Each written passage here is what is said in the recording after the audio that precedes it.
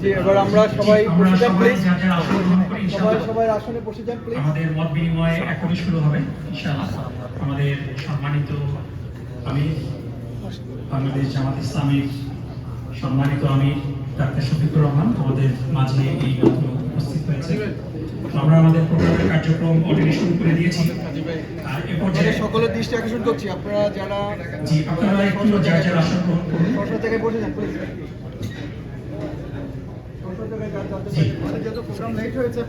Thank you very much. আমরা সবাই বসে পড়ি। আমাদের সম্মানিত আমির আপনাদের সামনে এখনই আসবেন। আপনারা, আমি আবার রিপিট করছি, এটাই ডাক্তার শফিকুর রহমান সাহেবের প্রথম যুক্তরাষ্ট্র সফর এবং তিনি আজই সকালে এসে পৌঁছেছেন নিউ ইয়র্কে এবং তিনি আপনাদের সাথে মত বিনিময়ের মাধ্যমেই তার পাবলিক অ্যাপিয়ারেন্সটা আমেরিকাতে শুরু করছেন। তো আমি আর দেরি না করে বাংলাদেশ জামাত ইসলামীর বিপ্লবী আমির ডাক্তার শফিকুর রহমান সাহেবকে মঞ্চে আসার জন্য, ডায়াসের সামনে আসার জন্য অনুরোধ করছি। তিনি আপনাদেরকে সালাম দেওয়ার মাধ্যমে আপনাদের সাথে আমাদের মত বিনিময় শুরু হবে।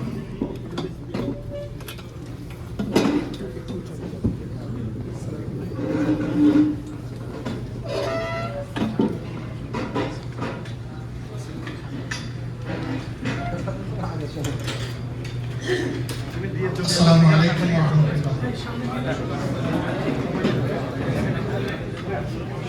কেমন আছেন আপনারা সবাই?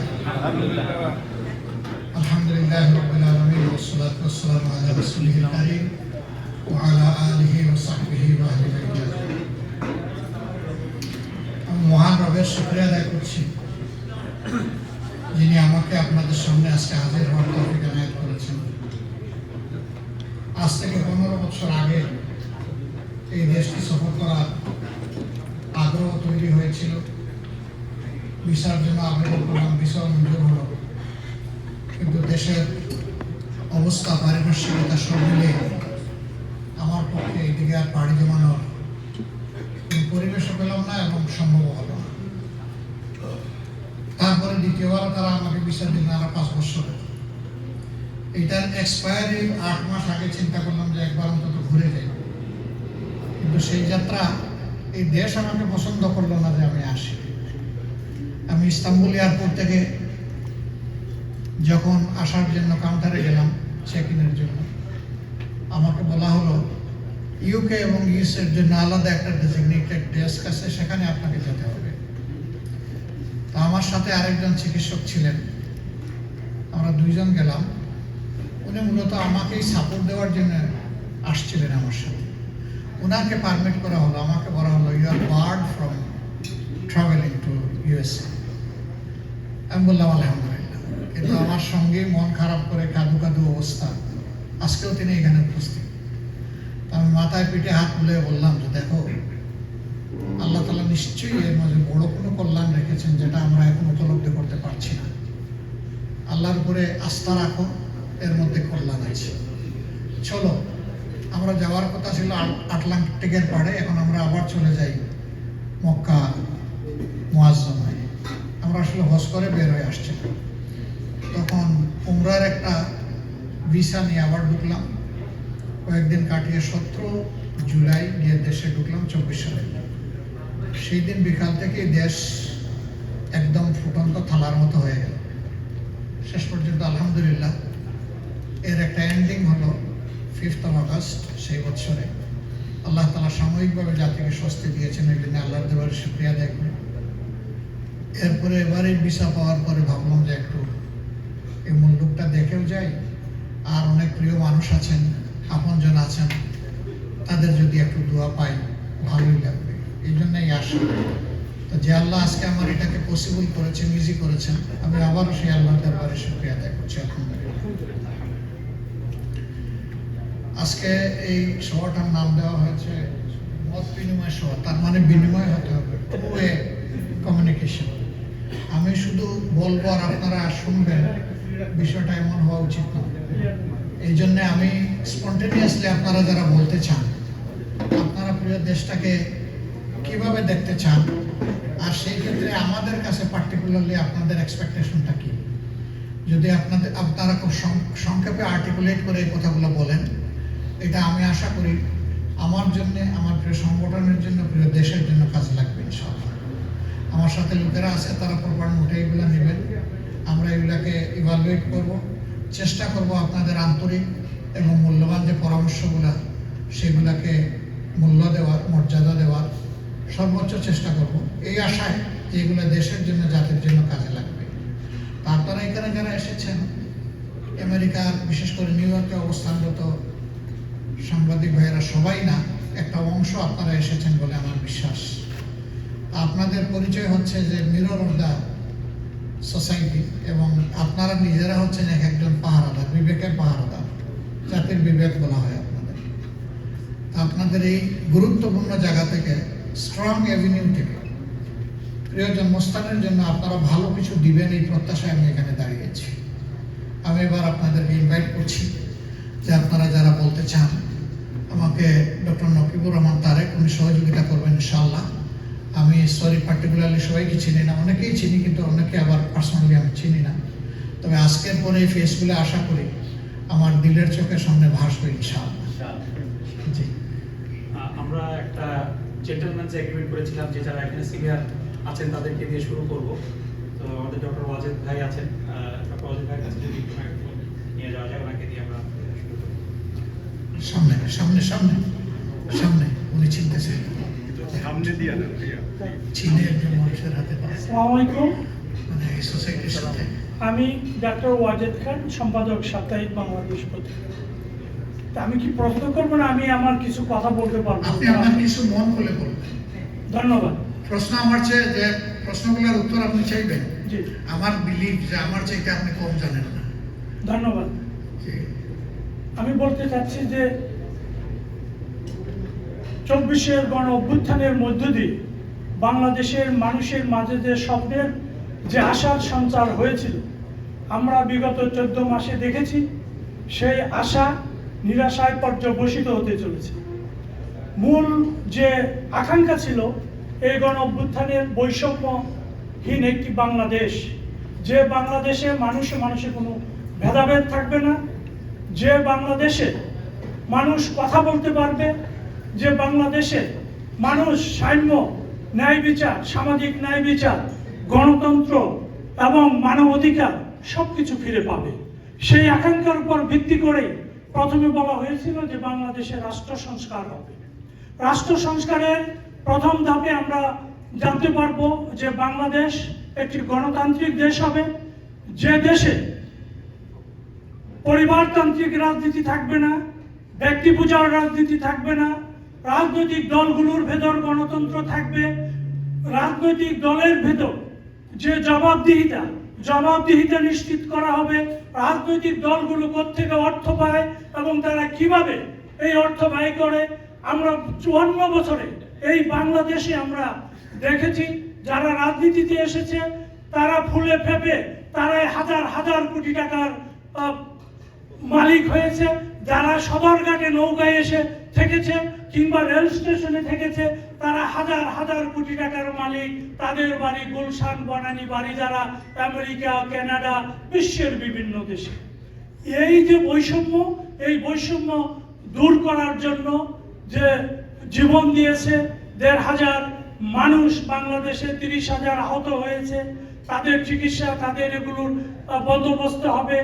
যে সমাজ গত 16 বছরে যে শাসন ব্যবস্থা, ফ্যাসিবাদী শাসন ব্যবস্থা বাংলাদেশকে, প্রতিটি প্রতিষ্ঠানকে, এই জাতিকে ধ্বংস করে দিয়েছে, তার থেকে পরিত্রাণ পাওয়ার জন্য নতুন একটা সুন্দর গণতান্ত্রিক ভবিষ্যতের কথা চিন্তা করা হয়েছিল। আমরা দেখেছি গণ অভ্যুত্থানের মধ্য দিয়ে স্বৈরাচার দেশ থেকে পালিয়েছে, তার যে সহযোগী তারা দেশ থেকে পালিয়েছে। এই অন্তর্বর্তীকালীন সরকার গত 14 মাসে বাংলাদেশে যে অবস্থার সৃষ্টি করেছে, এর মধ্য দিয়ে আমরা আজকে বাংলাদেশ যে গণতান্ত্রিক পর্যায়ে আগামী ফেব্রুয়ারিতে যে নির্বাচন হওয়ার কথা, সেখানে রাষ্ট্র সংস্কার, বিচার ব্যবস্থা এবং যারা আহত নিহত হয়েছে তাদের পুনর্বাসনের বিষয়টি এখনো নিশ্চিত হয়নি। এবং আমি সংক্ষিপ্ত করে বলতে চাচ্ছি যে এই সরকারের বিরুদ্ধেও অনেক অভিযোগ যে তার সরকারের উপদেষ্টারা তারা কোনো কিছু করতে পারেনি, আইন শৃঙ্খলার উন্নয়ন হয়নি, সংস্কার হয়নি। জুলাই ঘোষণাপত্র হয়েছে, জুলাই সনদ গত 17 তারিখে হয়েছে, আপনারা জুলাই সনদে স্বাক্ষর করেছেন। কিন্তু আমরা জানতে চাই এই জুলাই সনদে আপনারা বলেছিলেন যে আইনি ভিত্তি দিতে হবে। জুলাই সনদের জন্য আপনারা বলেছেন যে গণভোট নভেম্বরের মধ্যে চেয়েছেন, আপনারা পিআর পদ্ধতি চেয়েছেন। এগুলো না হলে দেশে আপনারা নির্বাচনে যাবেন না, কিন্তু এগুলো ছাড়াই আপনারা সেখানে স্বাক্ষর করেছেন। আর সর্বশেষ গতকাল দেখেছি জামাতে ইসলামী প্রধান উপদেষ্টার সাথে সাক্ষাৎ করে বলেছেন সরকারে 70 থেকে 80 বার লোক দেশের রাষ্ট্রীয় প্রশাসনে একটি দলের লোক। তারপরে অন্যান্য ক্ষেত্র, সামরিক বেসামরিক ক্ষেত্র, সব জায়গায় এদেরকে সরাতে বলেছেন। আমার প্রশ্ন হলো, এদেরকে যদি সরানো না হয় এবং যে 3টি বিষয় আপনারা উত্থাপন করেছেন দাবি, সেগুলো যদি সরাহা না করা হয়, আপনারা ফেব্রুয়ারি নির্বাচনে যাবেন কিনা? আর সর্বশেষ দাবি যে আপনারা এই দেশের, আমরা আশা করি এই নির্বাচনের মধ্য দিয়ে আমাদের আকাঙ্ক্ষার প্রবাসীদের কোটি সবার পূরণ করবেন। আপনাকে অশেষ ধন্যবাদ। ধন্যবাদ আপনাকে আপনার গুরুত্বপূর্ণ পর্যবেক্ষণ, পরামর্শ এবং প্রশ্নের জন্য। এরপরে জি, অনেক ধন্যবাদ। এবার আমি একটু রতন তালুকদার থেকে প্রশ্ন করার জন্য বলছি। একটু একটা রিকোয়েস্ট, যেহেতু আমরা এখানে অনেকেই আছি, একটু সংক্ষিপ্ত করলে আমরা সবাইকে সুযোগ দিতে পারবো। অনেক ধন্যবাদ। আসসালামু আলাইকুম, welcome to New York. Thank you so much. আমি একটি বিষয়, আমার অ্যাকচুয়ালি আসলে আপনার প্রতি আমার দুটো প্রশ্ন, কিন্তু প্রশ্নের আগে আমি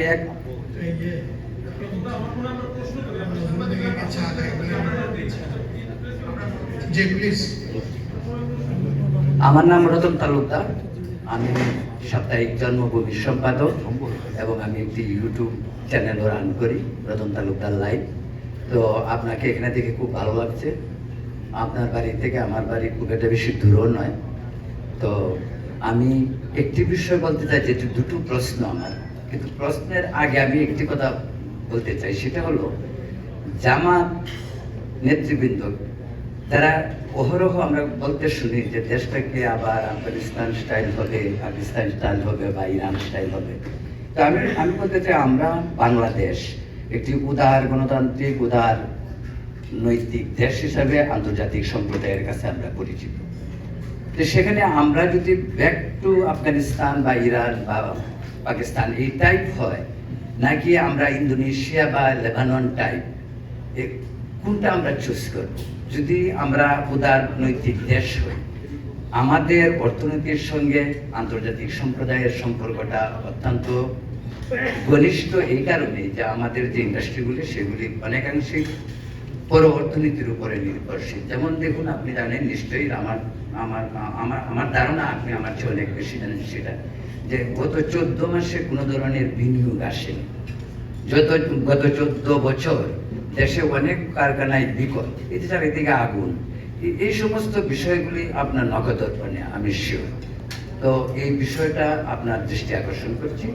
দ্বিতীয়ত হলো, আমার প্রশ্ন হলো এটা, আমার প্রশ্নটা এসে গেছে। প্রশ্ন, কিন্তু আমার আরেকটি বিষয় আপনাকে, $1 বিলিয়ন প্রশ্ন আপনি করবেন। আমি আরেকটা প্রশ্ন, প্রতিবেশী ভারতের সঙ্গে আপনি যদি, আপনার দল যদি ক্ষমতায় যায়, প্রতিবেশী ভারতের সঙ্গে সম্পর্কটা কি হবে এবং বাংলাদেশের ধর্মীয় সংখ্যালঘুদের অবস্থানটা আপনার দৃষ্টিতে? ধন্যবাদ আপনাকে, ধন্যবাদ। আমি ভাবছিলাম যে সবশেষে প্রশ্নের একটু জবাব দেব, এখন ফিল করছি যে প্রশ্নগুলো হারিয়ে যেতে পারে, এই জন্য আমি সাথে সাথেই দেব। প্রথমে আমার এই ভাই প্রশ্ন করেছিলেন, ডাক্তার সাহেব, ওয়াজিদ সাহেব, যে আমরা 2-3টা দাবি দিয়েছিলাম আর বলেছিলাম এগুলো পূরণ না হলে আমরা নির্বাচনে যাব না। আমরা এটা বলিনি, এটা আমাদের নামে পত্রিকা উঠেছে। আমরা বলেছি যে এই জাতিগুলো আমাদের খুবই লিজিটিমেট, আমরা জাতির কল্যাণে এই দাবি দিয়েছি, দলের কল্যাণে নয়। যদি দাবিগুলার যৌক্তিকতা প্রমাণিত হওয়ার পরেও কনসিডারেশনে নেওয়া না হয়, তাহলে আমরা চিন্তা করব যে এই নির্বাচনে আমরা যাব কিনা। আমরা বলেছি এই ল্যাঙ্গুয়েজে, পত্রিকা আমাদের প্রতি আন্তরিক হওয়ার কারণে আরেক ধাপ অগ্রসর হয়ে তারা বলে ফেলেছে ওটার সাথে আমরা নাই। সুতরাং আমরা যা করেছি বুঝে শুনেই করেছি, জাতির কল্যাণে করেছি, কিন্তু আপনারা লক্ষ্য করেছেন যে আমরা সাইন করার পরে আমরাই প্রথম দল এগুলাকে বাস্তব এবং আইনি ভিত্তি দেওয়ার জন্য আমরা রাস্তায় নামার প্রোগ্রাম নিয়েছি। এর আগে কিন্তু কেউ নেয় নাই, কারণ আমরা জানি যে এগুলা অ্যাবান্ডন হয়ে যাবে, ওই পুঁথিগত রেকর্ড হিসাবে থেকে যাবে, এগুলো অ্যাপ্লায়েন্সে আসবে না। আনতে হলে অবশ্যই একটু সজাগ করে দিতে হবে, একটু শাউটিং করতে হবে। সেই শাউটিংটাই আমরা করছি এবং করবো, আমরা এখানে থামবো না। দাদা দুটো প্রশ্ন করেছে, একটা হলো যে আমরা যদি দেশ পরিচালনার সুযোগ পাই তাহলে দেশটাকে আফগান হবে নাকি ইরান হবে নাকি ইন্দোনেশিয়া হবে না লেবানন হবে না পাকিস্তান হবে, সো আমরা যদি সুযোগ পাই এটা বাংলাদেশ হবে ইনশাআল্লাহ, এটা অন্য কোনো দেশ হবে না। আমাদের দেশের কৃষ্টি কালচার সভ্যতা যুগের পর যুগ মিলেমিশে চলার যে সংস্কৃতি আমরা গড়ে তুলেছি, এইটার মধ্যে যে 2-4টা কালো দাগ পড়েছে ওইগুলোকে আমরা উপড়ে ফেলবো ইনশাআল্লাহ, যাতে এখানে দল ধর্মের ব্যবধানের কারণে জাতি আর বিভক্ত না হয়। আমরা এখন আর কোনো মেজরিটি মাইনরিটি এটাও আমরা স্বীকার করি না। আমরা বলি যে উই নিড ইউনিটি। আপনি যখনই মেজরিটি মাইনরিটি বলবেন তার মানে আপনি একটা দেশকে 2 ভাগে ভাগ করে ফেলবেন এবং এক দল আরেক দলের মুখোমুখি হয়ে যাবে। সেই কাণ্ড কারখানাটাই তো আমরা 54 বছর দেখেছি, ওটা আর আমরা দেখতে চাই না। আমার নাম আব্দুর রহিম, আমি জন্মগ্রহণ করে আমি মেজরিটি, আরেকজন নাম গোপাল চন্দ্র, সে ওখানে জন্মগ্রহণ করে সে মাইনরিটি। এর ভিত্তিতে একটা ডিসপ্যারিটি শুরু হয়ে গেল। আমরা ওই মেজরিটি মাইনরিটির ডিসপ্যারিটিতে আমরা নাই, আমরা এখানে ইকুইটি চাই। যে আমার কনস্টিটিউশন ধর্ম দেখে কাউকে অধিকার দেয়নি, নাগরিক দেখে অধিকার দিয়েছে। সুতরাং নাগরিক হিসাবে যার যেটা পাওনা সে দল কিংবা ধর্মের কারণে ওইটা থেকে বঞ্চিত হবে না। আমরা এখানে ইকুইটি মেনটেন করতে চাই, নট ইকুয়ালিটি। আপনার হাইট আমার হাইট সমান না, আপনার মেধা আমার মেধা সমান না, আপনার যোগ্যতা আমার যোগ্যতা সমান না, কিন্তু আল্লাহ আমাকে যেটা দিয়েছেন আমি যেন আমার সেই অধিকারটা পাই, আরেকজনকে যেটা দিয়েছেন সেই যেন তার অধিকারটা পাই। আমরা সেই অধিকারটাই নিশ্চিত করতে চাই। এই জন্য ইনশাল্লাহ ওইটা হবে না। এরপরের প্রশ্ন আপনার ছিল আমাদের প্রতিবেশী ভারত, ভারতের সাথে আমাদের রিলেশন কি হবে। আমরা সবসময় যে কথাটা বলে এসেছি যে মানুষ নিজে তার জায়গা শিফট করতে পারে কিন্তু প্রতিবেশী বদলাইতে পারে না। আমরা আমাদের প্রতিবেশীকে রেসপেক্ট করতে চাই, সিমিলারলি আমাদের প্রতিবেশীর কাছ থেকে আমরা আমাদের পাওনা রেসপেক্ট করতে চাই। এটা হতে হবে মিউচুয়াল রেসপেক্টের ভিত্তিতে। অ্যানাদার ইকুইটি, এখানে আমরা ইকুইটি বলছি না। ভারত বাংলাদেশের চাইতে 26 গুণ বড় একটা দেশ, দুনিয়ার সবচেয়ে বড় পপুলেশনের দেশ। তাদের রিসোর্স, তাদের ম্যান পাওয়ার, তাদের land huge than we people. আমরা তাদেরকে তাদের জায়গায় রেসপেক্ট করতে চাই, কিন্তু আমাদের যে ছোট্ট একটি ল্যান্ড আছে আর 180 মিলিয়ন পপুলেশন আছে, এটাকেও তাদের রেসপেক্ট করতে হবে। This is our demand. যদি এইটা হয় আমরা 2 প্রতিবেশী শুধু ভালো থাকবো না, এক প্রতিবেশীর কারণে আরেক প্রতিবেশী বিশ্ব দরবারে আমরা সম্মানিত হব ইনশাআল্লাহ। আমরা সেই সম্মানের জায়গাটা তৈরি করবো ইনশাআল্লাহ। আপনি বলেছেন অন্যান্য আদার রিলিজিয়াস তাদের রাইট কিভাবে প্রোটেক্ট হবে। বাই দিস টাইম গত 15 মাসে আমাদের ভূমিকার মাধ্যমে আমরা তার জবাব দিয়েছি, মুখে এটার জবাব দিতে চাই। তবে একটা বিষয় একেবারেই পরিষ্কার করতে চাই, গত 54 বছরে বাংলাদেশ থেকে বিভিন্ন ধর্মের মানুষের মাইগ্রেশন হয়েছে, মুসলমানদেরও হয়েছে। এই যে এখানে বসা অনেকেই কিন্তু এখানে মাইগ্রেট এসেছেন, তারাও তো এসেছেন, তাদের নিয়ে কিন্তু কোনো প্রশ্ন উঠবে না। প্রশ্ন উঠবে যদি অন্যান্য ধর্মের লোকদের মাইগ্রেশন হয়, তারা কেন গেল? তারা 3টা কারণে যায় বলে আমার বিশ্বাস। একটা কারণ ফর সার্চিং বেটার লাইফ, তারা যেটাকে উন্নত বিশ্ব মনে করে সেই দেশগুলোতে চলে যাচ্ছে, লেখাপড়া তাদের প্রফেশনাল কোজে চলে যাচ্ছে। আরেকটা কারণ হতে পারে এইটা যে তারা এই দেশটাকে নিজেদের জন্য সেফ মনে করতে পারছে না এবং এমন কিছু আচরণ কেউ না কেউ তাদের সাথে করে যেখানে তাদের সেফটি চ্যালেঞ্জের মুখে পড়ে। এটার কারণে কিছু লোক এখান থেকে মাইগ্রেট করতে পারে। আর কিছু লোক এই দুইটার কোনোটাই না, তারপরেও সে মনে করে যে ভবিষ্যৎ কি হবে জানি না, আমি আপাতত একটা সেফ জোনে চলে যাই। That might be. আমরা জোর করে কোনোটা বন্ধ করার পক্ষেও নই, আবার জোর করে কাউকে দেশ থেকে বিদায় করে দেওয়ার পক্ষেও নই। ইভেন আমরা এটাও ফিল করি, কারো কাছ থেকে কেউ যদি জোর করে 54 বছর অন্যায়ভাবে অবৈধভাবে কারো কোনো সম্পত্তি গ্রাস করে থাকে এবং এইটা যদি ডকুমেন্টেড হয়, যদি এভিডেন্সিয়ালি প্রুফ হয়, আমরা ওই সম্পত্তি তাকে ফিরিয়ে দেওয়ার পক্ষে। This is our stand. আমরা সমাজে কোনো বেইনসাফি একেবারেই দেখতে চাই না। ইনশাল্লাহ আমি আমার শেষের দিকে কথাগুলো একটু চেষ্টা করব। ধন্যবাদ আপনাকে। এরপরে কাকে চান্স দেব? আমরা একটু যোগ করতে চাই। যোগ করতে চাই এই জন্য যে সিনিয়রদের সম্পূরক যে কথাগুলো, প্রশ্নগুলো, সেগুলোর সাথে আমাদের সম্পূরক প্রশ্ন আছে। হ্যাঁ, দিবেন, সুযোগ দিবেন আমরা আমাদের। সবাই সেগুলো একটু যোগ হ্যাঁ, করবেন, করবেন। আমরা একটু সাইড ভাইকে যাই, প্রবাস আমি সরাসরি প্রশ্নতেই চলে যাচ্ছি। এক্সকিউজ মি, আপনার যদি কোনো কথা ফ্রেশ থাকে সেটার আগে রিলিভেন্ট কোয়েশ্চনের সুযোগ দেওয়াটা ভালো। No problem.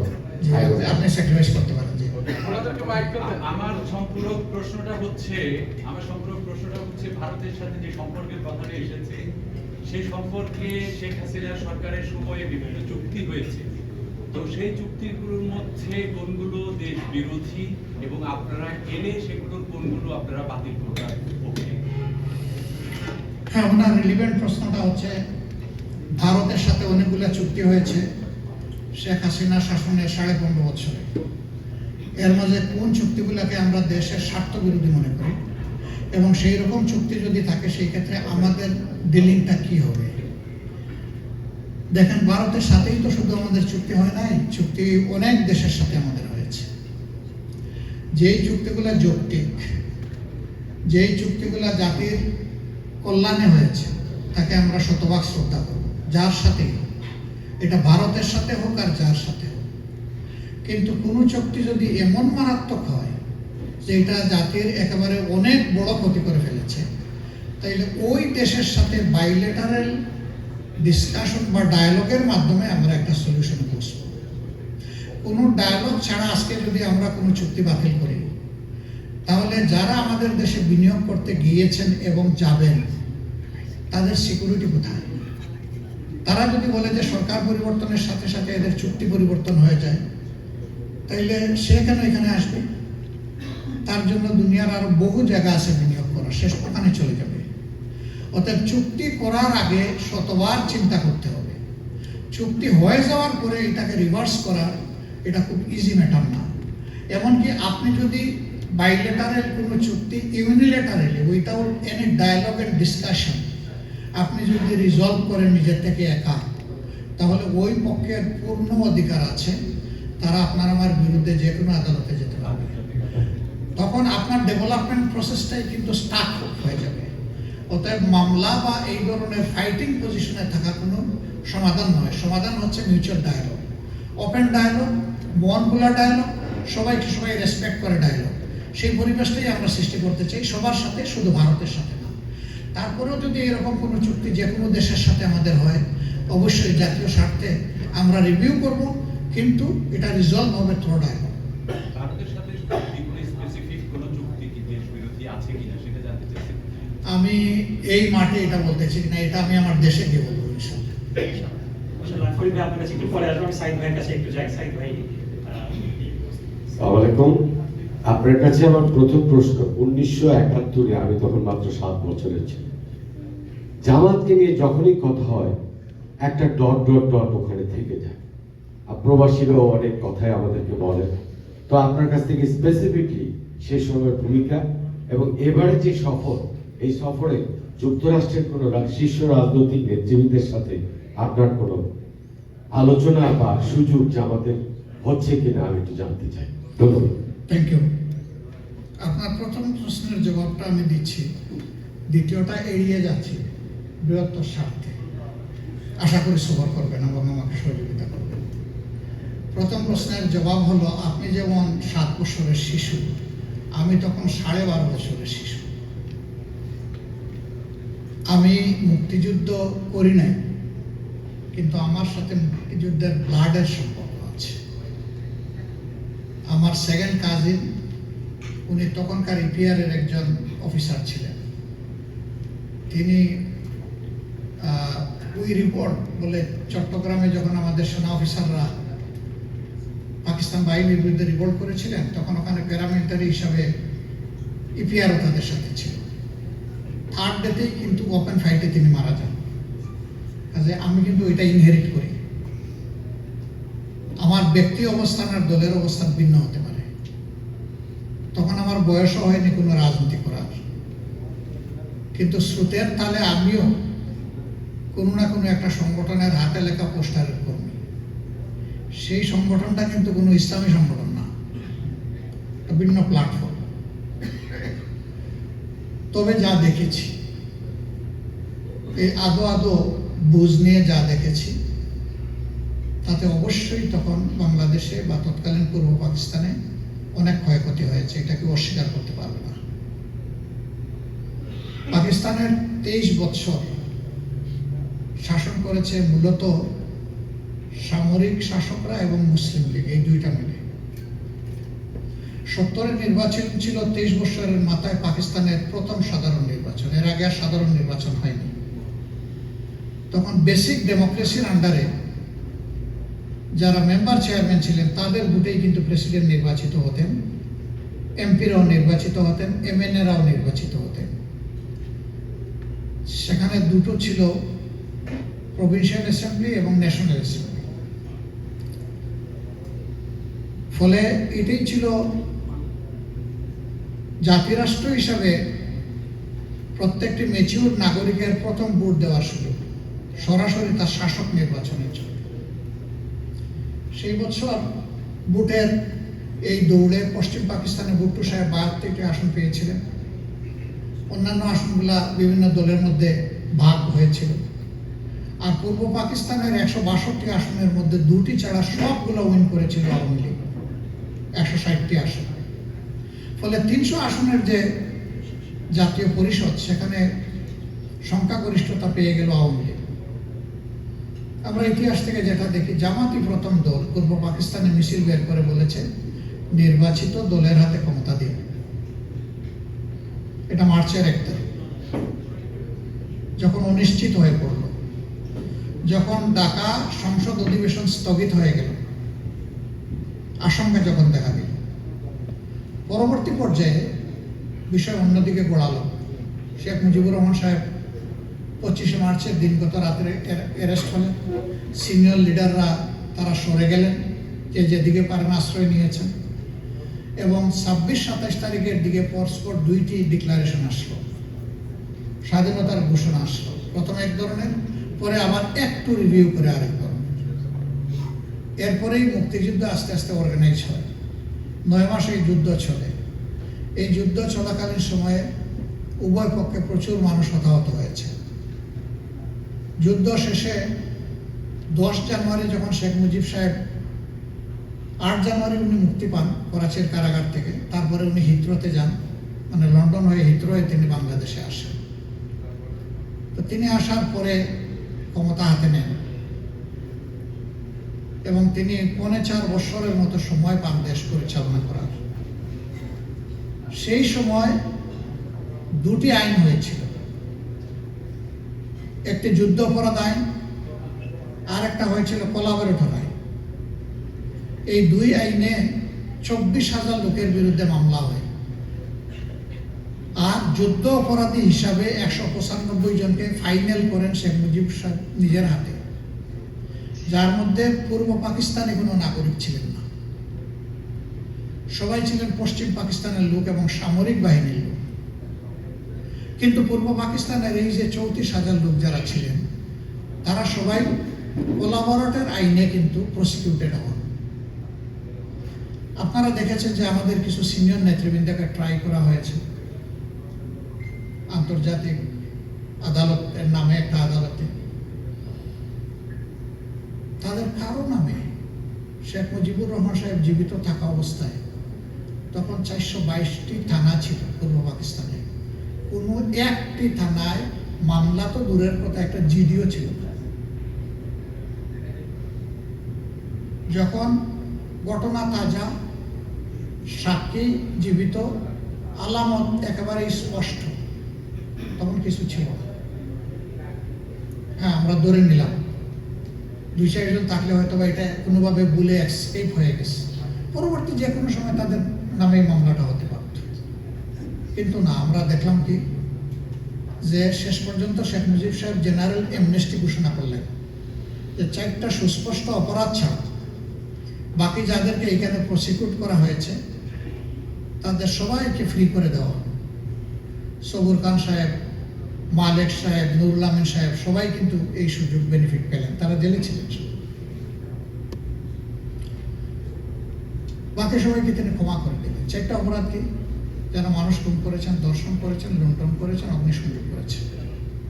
স্পেসিফিক অভিযোগ যাদের বিরুদ্ধে আছে তাদেরকে কোনো জেনারেল অ্যামনেস্টির আন্ডারে আনা হয়নি, সাধারণ ক্ষমার আওতায় তারা আসেন। এইখানেও কিন্তু জামাতের লোক নেই। আপনারা রিসেন্টলি দেখছেন, একটা পুরানা, অনেকে বলবে যে সেই পুরানা কাহিনী আমরা জানিও না, এগুলো শুনেও লাভ নাই। রিসেন্টটা দেখেন, শেখ হাসিনা সরকারের আমলে মুক্তিযোদ্ধা বিষয়ক একটা মন্ত্রণালয় আছে, তার ইনকামবেন্ট মিনিস্টার ছিলেন আ.ক.ম. মোজাম্মেল। তার নেতৃত্বে 10,000 রাজাকারের একটা তালিকা তৈরি হয়েছে। সেই তালিকায় 8,000-এর ঊর্ধ্বে লোক বিলংস টু আওয়ামী লীগ। 1,000 অল্প আরেকটা দল, 37 জন মানুষের নাম এসেছে, তারা জামাতে ইসলামীর সাথে রিলেটেড। ওখানে প্রত্যেকের দলীয় পরিচয় লেখা ছিল, কে কোন দলে আছে। কিন্তু আনফরচুনেটলি আমার ভাই যে প্রশ্ন করেছেন যে জামাতের বিষয়টা যখনই আসে তখন 71-এর ওই বিষয়টা চলে আসে, তাহলে কি 71-এ জামাতের কোনো ভূমিকা ছিল না? অবশ্যই ছিল। জামাত তখন ফিল করেছিল যে পাকিস্তান ইউনাইটেড থাকা দরকার। তখনও কিন্তু পাকিস্তান, আওয়ামী লীগের বহু লিডার পাকিস্তান সরকারের আন্ডারে চাকরি করেছে, বেতন নিয়েছেন। এমনকি আওয়ামী লীগের লিডার পরিবারের অনেকে তৎকালীন পাকিস্তানের সরকারের রেশন নিয়েছে, বেনিফিট নিয়েছে। আমাদের কোনো আপত্তি নেই, বিপদের সময় এটা সরকারের দায়িত্ব নাগরিকদেরকে দেখা দেখেছে যে সে কোন দলের, এটা আমাদের দেখার ব্যাপার না। সেগুলো বাস্তবতা। 14 ডিসেম্বর পর্যন্ত বাংলাদেশের প্রায় 90 জায়গায় পাকিস্তানের পতাকা উড়েছে। অফিস আদালতে পাকিস্তানের নামে সবাই চাকরি করেছে। 15 তারিখ থেকে এই সিনারি পুরোপুরি চেঞ্জ হয়ে গেছে। পরবর্তী 2 দিনে ওই পতাকাও নেমে গেছে, চাকরিও বন্ধ হয়ে গেছে। এর আগ পর্যন্ত পূর্ব পাকিস্তানে যারাই কাজ করেছেন তারা পাকিস্তানকে মেনে নিয়ে কাজ করেছেন। এখন এটা বলতে পারেন জনপ্রত্যাশার এগেইনস্ট, জনপ্রত্যাশা ছিল যে পাকিস্তানের শাসকরা চলে যাবে, বাংলাদেশ স্বাধীন হয়ে যায়। জামাত এটাকে সম্মান করলো না কেন? এটা একটা লিজিটিমেট প্রশ্ন। করলে ভালো হতো, করা উচিত ছিল, এই ব্যাপারে আমার কোনো দ্বিমত নাই। বাট এই আনসারের উপযুক্ত ব্যক্তিটা আমি না। কারণ আমাদের যে সমস্ত নেতৃবৃন্দ তখন যারা ছিলেন, কোন প্রেক্ষাপটে তারা কোন ডিসিশন নিতে বাধ্য হয়েছেন সেটা তারাই ভালো বলতে পারে। তাদের জীবদ্দশায় এই সমস্ত প্রশ্নের বহুবার উত্তর তারা দিয়েছে। এখন জাতির কিছু কিছু লোক বলতো যে ধরে নিলাম যে আপনারা স্পেসিফিক কোনো ক্রাইম করেন নাই, তারপরে আপনাদের পলিটিক্যাল এই ডিসিশনটা জাতি মেনে নেয় নাই, আপনারা তো একটা অ্যাপোলজি দিলেই পারেন। এই অ্যাপোলজি আমরা মিনিমাম 3 বার দিয়েছি। প্রফেসর গুলাম আজম সাহেব দিয়েছেন, মৌলানা মতিউর রহমান নিজামী সাহেব দিয়েছেন, এবং আমি দিয়েছি। এই কিছুদিন আগে মাত্র এটিএম আজহারুল ইসলাম সাহেব যখন ফ্রি হলেন জেল থেকে, তখন আমি বলেছি শুধু 47 সাল থেকে শুরু জামাতে ইসলামীর দ্বারা কেউ যদি কোনো কষ্ট পান, কারো যদি কোনো ক্ষতি হয়ে থাকে, আমি সব ব্যক্তি এবং সংগঠনের পক্ষে নিঃশর্তে আমি আপনাদের কাছে ক্ষমা চাই, আপনারা আমাদেরকে ক্ষমা করে দেবেন। আজকের দিন পর্যন্ত আমরা ভুল করি না, এই কথা বলবো কিভাবে? আমরা মানুষ, আমাদের সংগঠন একটা মানুষের সংগঠন। আমাদের 100টার মধ্যে 99টা ডিসিশন সঠিক, একটা তো বেঠিক হইতে পারে। সেই বেঠিক একটা ডিসিশনের জন্য আমার জাতির তো কোনো ক্ষতি হতে পারে। তাহলে সেই ক্ষেত্রে আমার কোনো ডিসিশনে জাতির ক্ষতি বলে আমার মাপ চাইতে অসুবিধা নেই। এখন মাপ চাওয়ার পরে বলে যে এই ল্যাঙ্গুয়েজ চাইলে হবে না, ওই ল্যাঙ্গুয়েজে চাইতে হবে। আরে বাবা, এই আরেকজন বিনা শর্তে মাপ চাইলাম, কোনো শর্তও দিলাম না, তারপর আর বাকি থাকলো কোনটা, এটা তো বুঝি না।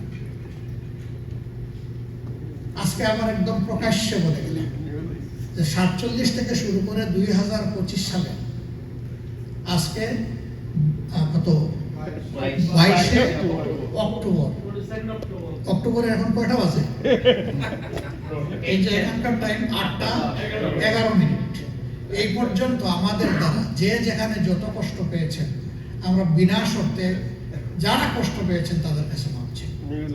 এটা গোটা জাতি হইলেও চাই, ব্যক্তি হইলেও চাই, কোনো অসুবিধা নেই। আমি এই কথা জীবনে বলি নাই, আমার কোনো সহকর্মী বলেন নাই, আমাদের সিনিয়র যারা ছিলেন তারা বলেন নাই যে আমরা সকল ভুলের ঊর্ধ্বে। কোনো দল যদি দাবি করে সকল ভুলের ঊর্ধ্বে, অবশ্যই জাতি এটা মানবে না। তো আমাদেরটা মানবে কেন? আমাদের ওরকম যত ভুল হয়েছে, জানা ও জানা, এই ভুলগুলো যারা শুধরে দিয়েছেন আমরা তাদের কাছে কৃতজ্ঞ। আর এই ভুলের দ্বারা যদি কেউ ক্ষতিগ্রস্ত হন, আমরা তাদের কাছে ক্ষমা প্রার্থী। আর কিছু বলার আছে বলেন? This is very clear and loud.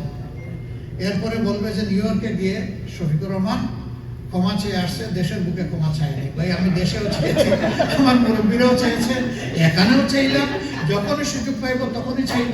আবার কেউ কেউ আমাদেরকে বলে একটা দল আমাদের দেশে আছে, বেশি বেশি ক্ষমা চাই। ক্ষমা চাও অপরাধ? তাহলে কেউ কেউ শুধু 71 নিয়ে ক্ষমা চাইতে পারে। ভাই, শুধু 71ই ভুল করেছি, আর করি নাই। আর যারা আমাদেরকে ক্ষমা চাইতে বলে তারা ফেরেশতার দল। আমরা অন্যদের সম্পর্কে এই প্রশ্নগুলো এইখানে তুলি না যে অতীতের প্রশ্ন যত তোলা হবে জাতি তত বিভক্ত হবে। আমাদের ঝুলিতে কিছু নাই বলে মনে করে? প্রশ্ন তোলার বহু কিছু আমাদের ঝুলিতে আছে। আমি একজন তরুণ মানুষ, আমি তো রক্ষী বাহিনীর চাবুকের শিকার। আমি এই প্রশ্ন আজকে যদি তুলি, আমার মা বাপের দোয়া আল্লাহ আমাকে বাঁচায় রাখছেন, এই চাবুকের নিচ থেকে তো অনেককে ফিরে আসে নাই।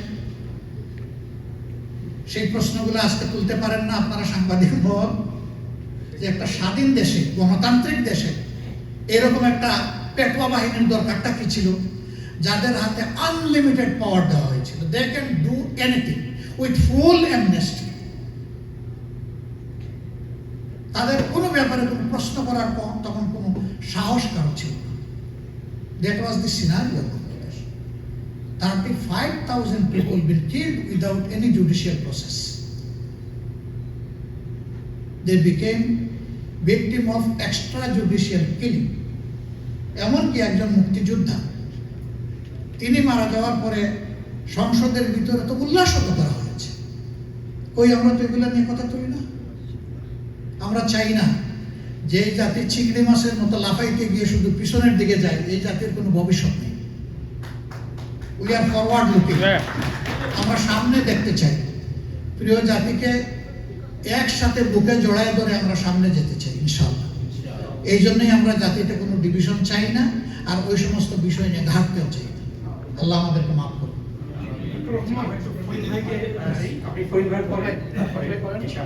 আমি কি বসে বলতে পারি না? না না, as you feel comfort. আমি কমফোর্টেড। আমার স্পেসিফিক দুটো কোশ্চেন ছোট করে করব। প্রথমত হচ্ছে যে বিএনপি এবং জামাত ইসলামের দীর্ঘদিনের আমরা একটা জোটবদ্ধ আন্দোলন এবং বিভিন্ন অ্যাকশনে দেখেছি। বিএনপি, আচ্ছা, আমি পুষাই দেবো, অসুবিধা নেই, আমি তো আসি আপনার কমপ্লিমেন্টারি। ওকে, বিএনপি এবং জামাত ইসলামের মধ্যে এই যে সম্পর্কটা ভেঙে যাওয়া, এত খারাপ সম্পর্কটা কি কারণে হলো, এটা নেপথ্যের কারণটা জানতে চাই। আরেকটা বিষয় হচ্ছে যে আপনারা জুলাই সনদে যেদিন স্বাক্ষর করলেন, এরপর দিন থেকে এনসিপি নেতা নাহিদ ইসলাম বলেছেন জামাত কখনোই সংস্কারমূলক আলোচনা অংশ নেয়নি, তারা করেছে প্রতারণা। নাসিরউদ্দিন পাটোয়ারি বলেছেন জামাতের রাষ্ট্র ক্ষমতায় যাওয়ার প্রশ্নই আসে না। সামান্তা শারমিন বলেছেন আওয়ামী লীগ ও জামাত মুদ্রার এপিঠ ওপিঠ। আর হান্নান মাসুদ বলেছেন জামায়াতের কার্যক্রম এরশাদের মতো। এদের সাথে হঠাৎ করে আপনাদের এই স্বাক্ষর করার পরে সম্পর্কটা কেন খারাপ হলো? ওরা কেন আপনাদের বিরুদ্ধে? আমার একটা সম্পূর্ণ প্রশ্ন আছে। না, উনি শেষ করুন। শেষ করতে দেন, আগে ওটা বলতে দেন, আমি একটা স্পেসিফিক দুটো কোশ্চেন তো পড়ে না। আলহামদুলিল্লাহ, উনি বলেছেন যে বিএনপির সাথে আমাদের দীর্ঘদিনের একটা আন্ডারস্ট্যান্ডিং ছিল, আমরা একসাথে রাজনীতি করেছি, হঠাৎ করে এখন তাদের সাথে আমাদের দূরত্ব হলো কেন? দেখেন, রাজনীতির ময়দানে আমরা দুটো পৃথক দল। জাতীয় প্রয়োজনে আমরা একসাথে বহুদিন একসাথে ছিলাম। এখন প্রেক্ষাপট পরিবর্তন হয়েছে, তারা তাদের কর্মসূচি নিয়ে জনগণের কাছে যাচ্ছেন, আমরা আমাদের কর্মসূচি নিয়ে জনগণের কাছে যাচ্ছি। যাতে গিয়ে আশা করি লক্ষ্য করবেন যে আমরা কিন্তু কোনো দলকে স্পেসিফিক টার্গেট করে কোনো কথা বলি না, আমরা কথা বলি নীতিগত। সে ফর এক্সাম্পল, 5 তারিখের পরিবর্তনের পরে 5 আগস্ট গত বছর 8 তারিখ আমরা একটা বন্ধু সংগঠনকে নিয়ে বসলাম, বসে বললাম যে আমরা সবাই মজলুম ছিলাম, দেশবাসী মজলুম ছিল, 18 কোটি মানুষ মজলুম ছিল। আল্লাহ তাআলা আমাদেরকে একটা সুযোগ দিয়েছেন, আসেন সবাই মিলে আমরা একটু দায়িত্বশীল আচরণ করি। এই কাজগুলো করা উচিত হবে না, কিছু কাজের কথা উল্লেখ করে আমরা বলেছিলাম। আমরা এটাও বলেছিলাম যে এই কাজগুলো যদি বন্ধ করা যায়, আনপ্রেসিডেন্টেড পপুলারিটি নিয়ে হয়তো আপনারা আমাকে যাবেন ক্ষমতায়। আমরা কিন্তু আর কারোর সাথে ওরকম ক্ষমতার পার্টনার হবো না। আমরা সেদিন আপনাদের পাশে থেকে বিরোধী দলে বসে প্রত্যেকটি ভালো কাজে আমরা 100 ভাগ 16 আনা সহযোগিতা করে যাব। কিন্তু জাতির ক্ষতিও এমন কিছু ধরা পড়লে আমরা কিন্তু আপনাদেরকে প্রথমে কানে কানে বলবেন, যদি আপনারা বদলায় যান আমাদের কাজ শেষ, যদি না বদলান আমরা রাস্তায় নামব। এটা হবে আমাদের পলিসি। তা আমরা অনুরোধ করি যে এগুলো আমরা বন্ধ করি। বন্ধ হয়নি, আমরা যা প্রত্যাশা করেছিলাম এটা বন্ধ হয়নি। না হওয়ার কারণে আমরা মুখ খুলতে বাধ্য হয়েছি, কিন্তু আমরা কারো নাম নেই। নাম না নিয়ে মুখ খোলাকে যদি আপনি আপনার উপর টেনে নিয়ে যান, তাইলে মনে হবে যে আপনি এটার উপযুক্ত। রাজনীতিতে এটা হবে, এটা মেনে নিতে হবে। রাজনীতিতে সমালোচনা সহ্য করার মানসিকতা আমারও থাকতে হবে, সবার থাকতে হবে। এটাই বিউটি অফ পলিটিক্স, এটাই বিউটি অফ ডেমোক্রেসি, যে অপরের মতটাকে আমার রেসপেক্ট করা লাগবে, শোনা লাগবে উনি কি বলতে চান। যেমন এখানে আমি এসেই বলছি যে মত বিনিময়, এখন আমি একটা কিছু বলে দিয়ে চলে গেলাম, তাই তো বিনিময় হলো না। এখানে আপনাদেরকেও স্কোপ দিতে হবে, আপনাদেরকেই বেশি সময় দেওয়া হবে ইনশাল্লাহ। শেষের দিকে আমি হয়তো অল্প একটু সময় নেব। তো আমাদের মাঝে কোনো ঝগড়া নেই, যার যার রাজনৈতিক অবস্থান থেকে আমরা আমাদের কাজ করে যাচ্ছি। আবার জাতির বৃহত্তর প্রয়োজনে যে কোনো সময় আমরা সবাইকে নিয়ে একসাথে চলতে পারবো, কাজ করতে পারবো, সেই মানসিকতা আমাদের আছে। যেমন ইতিমধ্যে কোনো দল হয়তো বলেছেন যে আমরা স্বৈরাচার বিরোধী আন্দোলনে যারা যুগপথে ছিলেন তাদের সবাইকে নিয়ে আমরা আগামীতে যদি আমরা সাকসেসফুল হই সরকার গঠন করব, তবে অমুক দলকে আমরা নিব না, এরকম কিছু কথা আছে। আমাদের বক্তব্য স্পষ্ট, কিছু নীতিমালার ভিত্তিতে আমরা সবাইকে দাওয়াত দিয়ে সাদর সম্ভাষণে আমরা গ্রহণ করব যে আসেন সবাই মিলে দেশ চালাই, যদি আমরা এই সুযোগ পাই। আমরা এটা বলবো না যে অমুক দল বাদ দিয়ে, এ কথা আমরা বলবো না। আমরা এটাকে জেনারেলাইজ করব এবং জেনারাস থাকবো ইনশাআল্লাহ। এনসিপির ব্যাপারে এরা আমাদের ছোট ভাই বোন, তাদের অবশ্যই স্যাক্রিফাইস আছে। ওরা যদি আমাদেরকে একটু অভিমান করে কিছু বলেও ফেলে, তবু আমরা মনে করি যে তাদের প্রতি আমাদের অত বেশি কঠোর হওয়া উচিত নয়। তাদেরকে সুযোগ দেওয়া উচিত। তাদের অভিজ্ঞতার প্রশ্ন আছে, তাদের বয়সের ব্যাপার আছে, তাদেরকে তো সুযোগ দিতে হবে। আমরা তাদের ব্যাপারে খুবই ফ্লেক্সিবল এবং আশা করি এখন তারা যাই বলুক, 2 দিন পরে হয়তো তারা রিভিউ করবে, আমিও যদি উল্টাপাল্টা কিছু বলি আমিও রিভিউ করব। মানুষ তো আমরা, আমাদের হতেই পারে, এটাকে আমরা খুব বড় করে দেখছি না। ধন্যবাদ আপনাকে। আমার একটা জিনিস জানার আছে, জামাতে ইসলামী বর্তমানে আমেরিকা, ইউরোপিয়ান সহ পশ্চিমা দেশের সাথে খুবই সুসম্পর্ক, একটা স্বর্ণযুগ। তারপর জামাতে ইসলামকে আমেরিকায় এসে জামাতে ইসলামী যুক্তরাষ্ট্র শাখা না দিয়ে যে কোয়ালিশন বাংলাদেশ অপবাদ এই নামটা নিচ্ছে। বিশেষ করে গত জুলাই আন্দোলনে আপনাদের সহযোগী সংগঠন শিবিরের যে একটা গুপ্ত পরিচয় নিয়ে একটা অভিযোগ আছে, তো জামাত কি আমেরিকাতে ওই অভিযোগের সত্যতাই প্রকাশ করতে নিজস্ব নামে কেন আসছে? জামাত একমাত্র সংগঠন যেটা আমাদের আরপিও এবং সংগঠনকে সম্মান করে। আপনি কি শুনছেন আমার কথা? প্রশ্ন করেছেন তো, এখন কষ্ট করে একটু শুনবেন। আমাদের আরপিও অনুযায়ী বিদেশের মাটিতে কোনো ব্রাঞ্চ কোনো বাংলাদেশি সংগঠনের, রাজনৈতিক সংগঠনের থাকতে পারবে না। We maintain it. Not only in America, everywhere in the world. আমরা এটাকে রেসপেক্ট করি। আমাদের কোনো ব্রাঞ্চ এখানেও নেই, কোনো জায়গায়ও নেই। তবে সারা দুনিয়ায় যারা একই উদ্দেশ্য নিয়ে কাজ করবেন, সে ভিন্ন ভাষার ভিন্ন দেশের মানুষ হলেও তার প্রতি আমাদের নৈতিক সমর্থন থাকবে। কারণ আমাদের কাজটা হচ্ছে হিউম্যানিটিকে ফ্লারিশ করা, হিউম্যান রাইটসকে আপহোল্ড করা, এবং মানুষের এভরি সিটিজেন রাইটস যেগুলো আছে এটাকে এনশিওর করা। এই কাজ যারাই করবে, সে কোন দেশের, কোন ধর্মের, কোন বর্ণের, গায়ের রং কি, মুখের ভাষা কি, এটা আমাদের কাছে ইম্যাটেরিয়াল। আমরা সবাই একই চিন্তা চেতনায় চলি এবং আমরা মনে করি যে আমরা পরস্পরের কমপ্লিমেন্টারি। থ্যাংক ইউ আপনাকে। Hey, Manoniya Shankar, it's not you. G G It's not a drawing board that you will give somebody orange juice or something. আপনাকে দিচ্ছি। I have been raising my hand for long and জি জি আপনাকে সামনে দিচ্ছি। You are welcome. You are welcome, please. বলেন, আপনি বলেন, please করেন। মাইক্রোফোনটা মাইক্রোফোনটা দেন না হাতে। এরপরে আমি সাকিব ভাই, সোহেল ভাই আর জুয়েল ভাই জি জি আপনি Anyway, স্বাগতম ডক্টর রহমান। আপনার পরিচয়টা দেন। তাসলিম মাহমুদ। আমার বড় জানার আগ্রহ, এক বিভিন্ন ধরনের প্রশ্ন। যুদ্ধোত্তর বাংলাদেশে আপনি এটা কর্তৃত্ববাদী সরকারের বিরুদ্ধে একটা বিশেষ সমাজতান্ত্রিক ভাবধারা নিয়ে আবির্ভূত হয়েছিলেন। এই ব্যবস্থাটা কি আমাদের হয়ে গেছে, নাকি এখনো বৃহৎ গণমানুষের সার্বিক কল্যাণে আপনি সমাজতান্ত্রিক চেতনার প্রয়োগ সার্থক মনে করেন, নাকি সাংঘর্ষিক মনে করেন? ধন্যবাদ। Thank you. উনি খুলে বলেন নাই, উনি বলতে চেয়েছেন যে আমি এক সময় জাসদ ছাত্র লেগেছিলাম। জাসদের আদর্শ ছিল বৈজ্ঞানিক সমাজতন্ত্র। ব্লাড খুবই ইয়াং এবং টকবগে ছিল।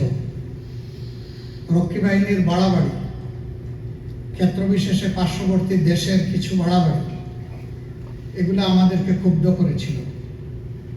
এবং তখন তরুণ ছাত্র সমাজ এই বৈজ্ঞানিক সমাজতন্ত্রের দিকে ঝুঁকে পড়েছিল। তারা কারা? যারা প্রথমে এই উদ্যোগটা নিয়েছিলেন তারা সকলেই ছিলেন ছাত্রলীগের সাবেক নেতৃবৃন্দ। মুক্তিযুদ্ধের 9 মাস তারা অস্ত্রের ট্রেনিং হয়তো বা নিয়েছেন, আই ডোন্ট নো, বাট তারা পলিটিক্যাল ট্রেনিং নিয়েছিলেন সবচেয়ে বেশি। তাদের ট্রেনিং আগরতলায় হয়নি, ক্যালকাটায় হয়নি, ত্রিপুরায় হয়নি, মনিরামপুরে হয়নি। তাদের ট্রেনিংটা হয়েছে দেরাদুনে। তাদের ট্রেনিং হয়েছে আন্ডার জেনারেল ওভান। মেজর জেনারেল ওভান ছিলেন তাদের উস্তাদ। কেন তারা এই ট্রেনিংটা দিয়েছিল এই লোকদেরকে, আই ডোন্ট নো। তারা দেশে ফিরে এসে যখন দেখলেন কিছু কিছু বড় মাত্রার অনিয়ম হচ্ছে, তখন তারা এর বিরুদ্ধে প্রতিবাদ করলেন। এবং সবার আপনার মনে থাকার কথা যে স্বাধীন বাংলাদেশে একজন সেক্টর কমান্ডার সর্বপ্রথম এই প্রতিবাদের কারণে তিনি গ্রেফতার হয়েছিলেন, তিনি মেজর জমির। যশোরের রাস্তায় তিনি তার ট্রুপস নিয়ে শুয়ে পড়েছিলেন, বলেছিলেন যে আমার দেশ থেকে কোনো কিছু 22 চাকার গাড়ি নিয়ে যেতে পারবে না, আমার বুকের উপর দিয়ে চালাতে হবে। 2.5 দিন তিনি রাস্তা ব্লক করে রেখেছিলেন। এরপরে তাকে অ্যারেস্ট করে তুলে আনা হয়েছিল এবং তিনি ছিলেন প্রথম বন্দী লোকটি, যিনি মুক্তিযুদ্ধে নেতৃত্ব দেওয়া সত্ত্বেও তাকে দেশপ্রেমের কারণে বন্দী হতে হয়েছিল। এই সমস্ত কারণে সমাজতন্ত্রের গূঢ় রহস্যের দিকে যতটা না আমরা গেছি, তার চাইতে আমাদের মতো ইয়াং সমাজ এই তরুণের যে বৈষম্য বা অপকর্ম যেগুলো ছিল তার বিরুদ্ধে গর্জন করেছিল। ওই সময়টা একচেটিয়া বিভিন্ন শিক্ষা প্রতিষ্ঠানে কিন্তু অবস্থান ছিল খুবই সুদৃঢ় জাসদপন্থী ছাত্রলীগের। এরপরে আস্তে আস্তে ডিক্লাইন করলো কেন? এই দলটা যখন দেশের ভিতরে একটা নিজেরাই সশস্ত্র বাহিনী গঠন করে ফেলল, গণবাহিনী নামে, এবং তারা যখন বিভিন্ন জায়গায় হিট করা শুরু করলো, স্পর্শকাতর জায়গাগুলোতে হাত দেওয়া শুরু করলো সমাজের, তখন আবার বিবেকবান যারা তাদের একটা অংশ এখান থেকে তারা রিভার্স করবে যে এটিও আমাদের সঠিক ঠিকানা নয়। হয়তোবা তাদের মধ্যে আমিও আদা বুঝে একটা মানুষ ছিলাম। তো আপনি যেটা বলেছেন যে সমাজতন্ত্রের যে আবেদন সমাজের জন্য ছিল সেটা কি ফুরিয়ে গেছে, আসলে এটা কালচারে তো হয় না, এটা বিকশিত হওয়ার আগেই কিন্তু এটা ধ্বংস হয়ে গেছে। এটা যদি বিকশিত হতো জাতি তখন জানতে পারতো সমাজতন্ত্র কি এজেন্ডা নিয়ে জাতির সামনে এসেছে, সেটা আমরা পাইনি। আর কমিউনিজমের চর্চা যারা করেছে সেই চাপটার আলাদা, আমি এটাতে যাচ্ছি না। সেটা একদিকে রাশিয়ার একদিকে চীনের, সেখানে একটা সম্পর্কের ব্যাপার স্যাপার ছিল, আমি সেটাতে যাচ্ছি না। আমি গেলাম বৈজ্ঞানিক সমাজতন্ত্রের কথা যারা বলেছিলেন, সামান্য কথা বিশাল ব্যাপার, আমি জানি বা কতটুকু, আর যা জানি তা বলতে গেলে অনেক সময়ের দরকার। আপনাকে অনেক ধন্যবাদ। আর আপনার যে ইনকনভিনিয়েন্স হয়েছে এটার জন্য আমি দুঃখ প্রকাশ করছি। আমিও দুঃখ প্রকাশ করছি। অনেক হাত এসেছে, আমরা ইনশাআল্লাহ সবাইকে সময় দিব। তো আমি যেভাবে হাত তোলা দেখেছি আমি একটু সেভাবে যাই, তাহলে পরে ইনসাফ হয়। তো আমি একটু অর্ডারটা বলি যাতে আপনারা প্রিপেয়ার থাকেন। সোহেল ভাইকে প্রথমে দেই, তারপরে সাকিব ভাই, তারপরে জুয়েল ভাই, তারপরে আপাকে দিব, তারপরে আপনাকে দিব। হ্যাঁ, এভাবে আমরা যাই ইনশাআল্লাহ। তাহলে সোহেল ভাই, তারপরে সাকিব ভাই রেডি থাকেন, জুয়েল ভাই, আপা, তারপরে আপনি। জি, আসসালামু আলাইকুম। জনাব ডাক্তার শফিকুর রহমান, আমি আহমেদ সোহেল, আমি বাংলা মিশনের সাথে আছি। তো আমার একটা স্পেসিফিক কোশ্চেন হচ্ছে, আপনারা তো দীর্ঘ সময় ধরে একসাথে আন্দোলন করেছেন বিএনপির সাথে। তো আপনারা যে একটা মেজর দাবিতে বর্তমানে পিআর যে সিস্টেম, নিম্নকক্ষ এবং উচ্চকক্ষ, তো আপনাদের যে নায়েবে আমির জনাব উনি রিসেন্টলি ইউএসএ সফর করে গিয়েছেন। তো উনাকে আমি যখন জিজ্ঞেস করেছিলাম, উনি স্পেসিফিকলি বলেছেন যে নিম্ন কক্ষের ব্যাপারে ওনারা হয়তো ছাড় দিবেন, তো উচ্চ কক্ষের ব্যাপারে ওনারা হয়তো বিএনপির সাথে একটা করবেন। তো এইটা নিয়ে আপনারা আসলে যেহেতু আপনারা আসলে জুলাই পক্ষের শক্তি এবং দীর্ঘ সময় ধরে আপনারা একত্রে আন্দোলন করেছেন, আরেকটা কোশ্চেন হচ্ছে আমার যে বিএনপি যেমন 31 দফা ঘোষণা করেছে দেশের উন্নয়নের জন্য আগামী দিনে বাংলাদেশকে কিভাবে গঠন করবে সেই ব্যাপারে, আপনাদের তো মূল দাবি একটি, সেটি হচ্ছে যে আল্লাহর আইন চাই। তো এই দাবিটি আপনারা আসলে আরো ব্যাপকভাবে যে আপনাদের কি কি কাজ হবে যে আগামী দিনে আপনারা সরকার গঠন। ধন্যবাদ আপনাকে। Thank you. প্রথমটা হলো যে পিআর এর ব্যাপারে আমাদের অবস্থানটা কি হবে ফাইনালি। উনি যা বলেছেন অবস্থান আমাদের তাই। এখন বলবেন যে আমরা কি তাইলে নিম্নকক্ষে যে পিআর এর দাবি তুলেছি এটা যৌক্তিক না, 100% যৌক্তিক। কিন্তু এই জিনিসটা দেশের জনগণকে জানান দিতে হবে, তাদের জানতে হবে যে এইটাতে লাভ কি ওইটাতে ক্ষতি কি। তো সেই সময়টা আমরা নিব, আমরা ধৈর্য ধরবো। আমি দাবি পেশ করার মানেই আমারটা মানতে হবে, এটার নাম গণতন্ত্র না। আমারটা যদি যৌক্তিক হয় আমি আশা করব আমাদের জাতি এটা মানবে এবং উপকৃত হবে, এটা হলো আমাদের পজিশন। আর পরের যেটা বললেন যে আপনার না, বিএনপি 31 দফা দিয়েছে, আমাদের তো মাত্র 1 দফা না, আমাদের বহু দফা, আমাদের 41 দফা, আরো 10 দফা বেশি। কিন্তু আমরা প্রাইমারিলি 10টা দফা লঞ্চিং করেছি। ইউরোপ সফরের পরে আমরা ফিরে গিয়ে সেই 10 দফা জনগণের সামনে আমরা তুলে ধরেছি। সেই 10 দফা আমরা ভেন্টিলেট করেও যাচ্ছি। বিএনপি যেগুলা করেছে সেগুলা সংস্কারের অনেক জায়গায় ছিল, আবার কিন্তু বিএনপি জায়গাগুলোতে কিছু কিছু জায়গায় তাদের অবস্থান পরিবর্তন করেছে। আপনি সচেতন সাংবাদিক হিসেবে জানেন, আমি এগুলো বলতে যাচ্ছি না। আমরা কিন্তু আমাদের অবস্থান পরিবর্তন করিনি, আমরা আমাদের অবস্থানে আছি। আমরা জনগণের বিবেচনার জন্য এটা ছেড়ে দেব, জনগণ যেভাবে নেবে বিষয়টা সেভাবেই সেটেল হবে। এখন বলবেন যে জনগণ কিভাবে সেটেল করবে, এই জন্যই তো গণভোট। আর সেই গণভোটটা আমরা দাবি করেছি যে এটা অবশ্যই জাতীয় সংসদ নির্বাচনের আগে হতে হবে, যাতে জনগণ সঠিক সিদ্ধান্ত নিতে পারে। এই গণভোটের উপর ভিত্তি করে জুলাই চার্টার বা সনদ যেটা হয়েছে, ডিক্লারেশন যেটা হয়েছে, এর ভিত্তিতে নির্বাচনটা হলে 24-এর যে আকাঙ্ক্ষা মানুষের ছিল তার প্রতিফলন ইনশাল্লাহ ঘটবে। আমাদের অবস্থান ওটাই স্পষ্ট। আপনাকে অনেক ধন্যবাদ। আমি পিআর নিয়ে একটি প্রশ্ন করতে চেয়েছিলাম, যেহেতু আমার সহকর্মী করে ফেলেছে। তারপরে আমি বলতে চাই যে বিএনপির সঙ্গে আপনাদের পিআর নিয়ে একটি মতদ্বৈধতা রয়ে গেছে। পিআর আবার ছোট দলগুলো বেশি চাচ্ছে, বড় দলগুলোর মধ্যে একমাত্র জামায়াতে ইসলামী চাচ্ছে। বাংলাদেশে এই মুহূর্তে যদি দুটি প্রধান দল ধরি তাহলে বিএনপি এবং জামায়াত, যারা এখনো রাজনৈতিক কর্মকাণ্ড বাংলাদেশে করছে। তো পিআর এর জন্য ছোট দলগুলো লাভবান হবে। জামাতে ইসলামী 4 মাস পরে নির্বাচন, সেই নির্বাচনের আগে আরেকটি নির্বাচন কিংবা পিআর পদ্ধতি নিয়ে তারা এত কেন তারা গুরুত্ব দিচ্ছে, এবং এই কারণে সরকার বারবার বলার পরেও নির্বাচন নিয়ে কিন্তু দেশে প্রবাসে এক ধরনের শঙ্কা আছে, অনিশ্চয়তা এখনো রয়ে গেছে। জামাত ইসলামী এবং আপনি মনে করেন কিনা যে বাংলাদেশের নির্বাচন যথাসময়ে ফেব্রুয়ারিতে রোজার আগেই হবে? এই দুটি প্রশ্ন আপনার কাছে। ধন্যবাদ। তিনটা প্রশ্ন। একটা হলো যে এই পিআর নিয়ে আমরা এত টানাটানি কেন করি, আরেকটা হলো যে আমরা একটা নির্বাচনের আগে আরেকটা নির্বাচন কেন দাবি করি, আর তৃতীয় প্রশ্ন হলো রোজার আগে, এই রোজার আগে কি ইলেকশন হবে যেটা বলা হয়েছে।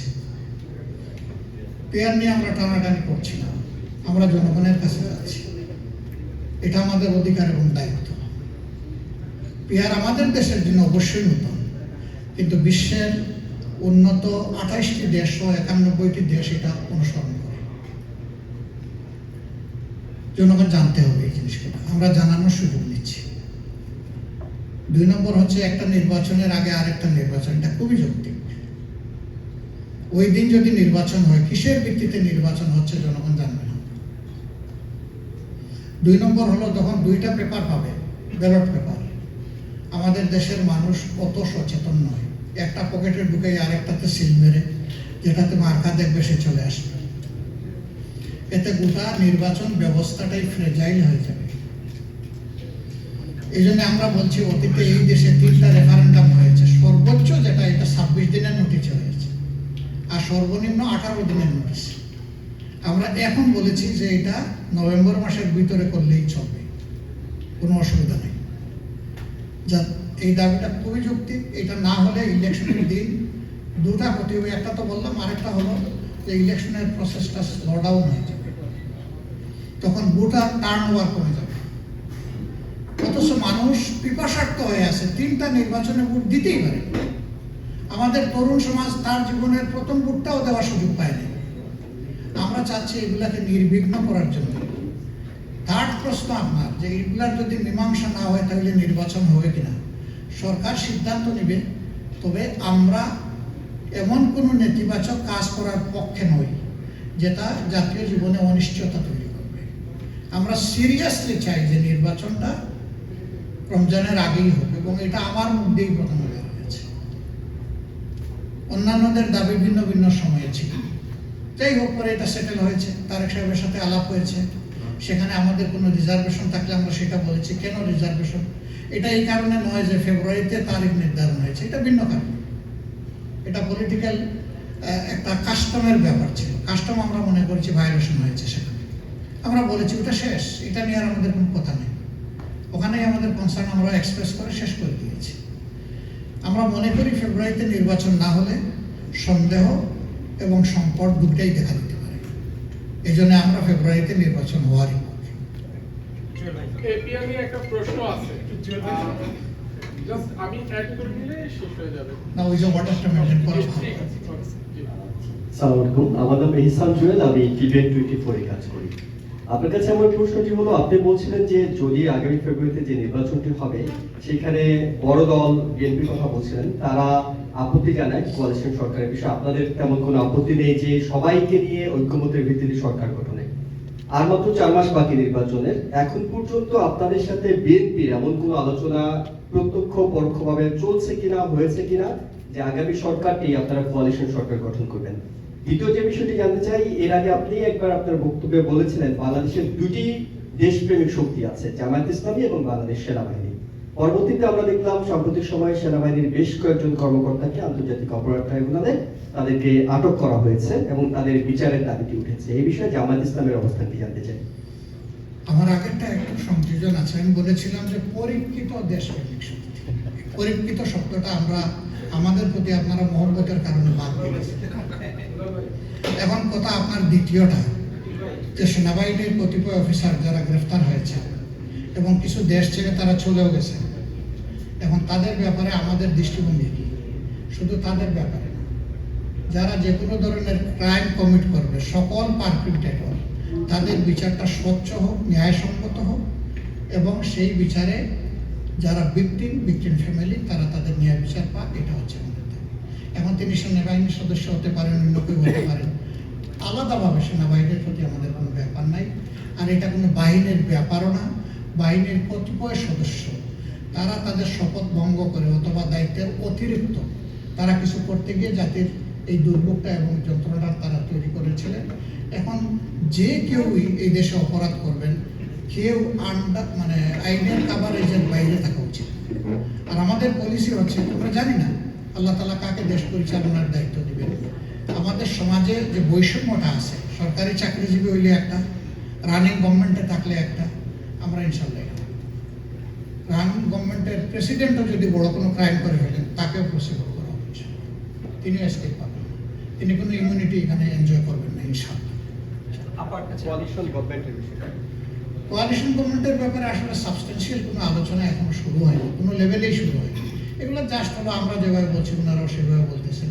যদি সেই রকম কোনো ফ্রুটফুল আলোচনা হয় যেটা জাতির স্বার্থে প্রয়োজন আমরা দেখব, তবে এটাও মাথায় রাখতে হবে যে দেশে যদি কোনো ফ্রুটফুল, ইফেক্টিভ এবং কোনো পাওয়ারফুল অপোজিশন না থাকে তাহলে সেই সরকারটাও কিন্তু সবাই মিলে করলেও একটা ফেসিস সরকার। আমরা চাই না ফেসিজম আমার ফিরে। আসসালামু আলাইকুম, আপনাকে শুভেচ্ছা। আমার আপনাকে শুভেচ্ছা জি, বলুন। ধন্যবাদ। আমার ছোট ছোট কয়েকটি প্রশ্ন আছে। কয়েকটি? কয়েকটি, আচ্ছা, আপনি দুটো করেন। কিন্তু ছোটর মধ্যে শব্দ খুবই কম হবে, ঠিক হ্যাঁ, আছে? বিন্দুর মাঝে সিন্ধু আর কি, বলেন। আমার প্রথম প্রশ্ন যেটা হচ্ছে, জামাত ইসলামের বর্তমান যে প্রস্তুতি সেটা দেখে মনে হচ্ছে জামাত আগামীতে ক্ষমতাসীন হওয়ার স্বপ্ন দেখছে। যদি সেটা দেখে থাকে, আমার জানতে ইচ্ছে করছে বাংলাদেশে জামাত ইসলামের বর্তমানে কত শতাংশ ভোট আছে? এটা আপনারা কোনো জরিপ করেছেন কিনা? যদি করে থাকেন আমি জরিপটা জানতে চাই। দ্বিতীয় প্রশ্ন হচ্ছে, আপনারা জামাত ইসলাম থেকে বাংলাদেশে 300 আসনে প্রার্থী দেওয়ার জন্য কোনো তালিকা প্রণয়ন করেছেন কিনা? যদি সেটা হয়ে থাকে, আপনারা সংখ্যাগরিষ্ঠতা পেয়ে বাংলাদেশের সরকার গঠন করতে পারবেন এরকম আস্থাশীল কিনা? যদি সেখানে আস্থাশীল না হন, বিএনপি, এনসিপি এবং বিভিন্ন রাজনৈতিক দলের সাথে আপনাদের কোনো সমঝোতা বা জোট হবে কিনা? বর্তমানে যে নির্বাচন কমিশন আছে, আপনারা এর কোনো সংস্কার চান? আমার মেধা যদি এখানে আটকা পড়ে যায়। আমি শেষ করে দিচ্ছি। বর্তমান যে নির্বাচন কমিশন আছে, এনসিপি এটা সংস্কার চান, আপনারা কি এটা সংস্কার চান কিনা, নাকি এই নির্বাচন কমিশনের অধীনে নির্বাচন করতে চান? শেষ একটা প্রশ্ন আমি যোগ করতে চাই, সেটা হলো বাংলাদেশের রাজনৈতিক দলগুলো সব সময় বলে আসছে সবাই বাংলাদেশকে ভালোবাসে এবং সবাই বাংলাদেশকে এগিয়ে নিয়ে যেতে চায়। কাজের মাধ্যমে যদি সত্যিকার অর্থে সকল রাজনৈতিক দলের সমন্বয়ে একটা জাতীয় ঐক্য গড়ে তোলা যায়, যেটা জাতীয় প্রশ্নে সব সময় কোনো দিকে না তাকিয়ে একভাবে এগিয়ে যাবে, এইরকম কোনো প্রচেষ্টা আপনাদের আছে কিনা? ধন্যবাদ। আমি যদি কারো বিরক্তির উদ্রেক করে থাকি, আশা করি আপনাদের অনেক প্রশ্নেরই উত্তর পাবেন। ধন্যবাদ। একমাত্র মহিলা সাংবাদিক, আপনাদের ভোট দেওয়ার সময় পাওয়ার দাবি রাখি না। দেখে নিলাম যে আর কেউ আসেন না, সেই হিসেবে আরেকজন আছেন, সেটা আমি দেখি নাই, উনি আড়ালে আছেন। তো ধরেন ওনারা 50% সময় পাবেন। উনি 5টা প্রশ্ন করেছেন।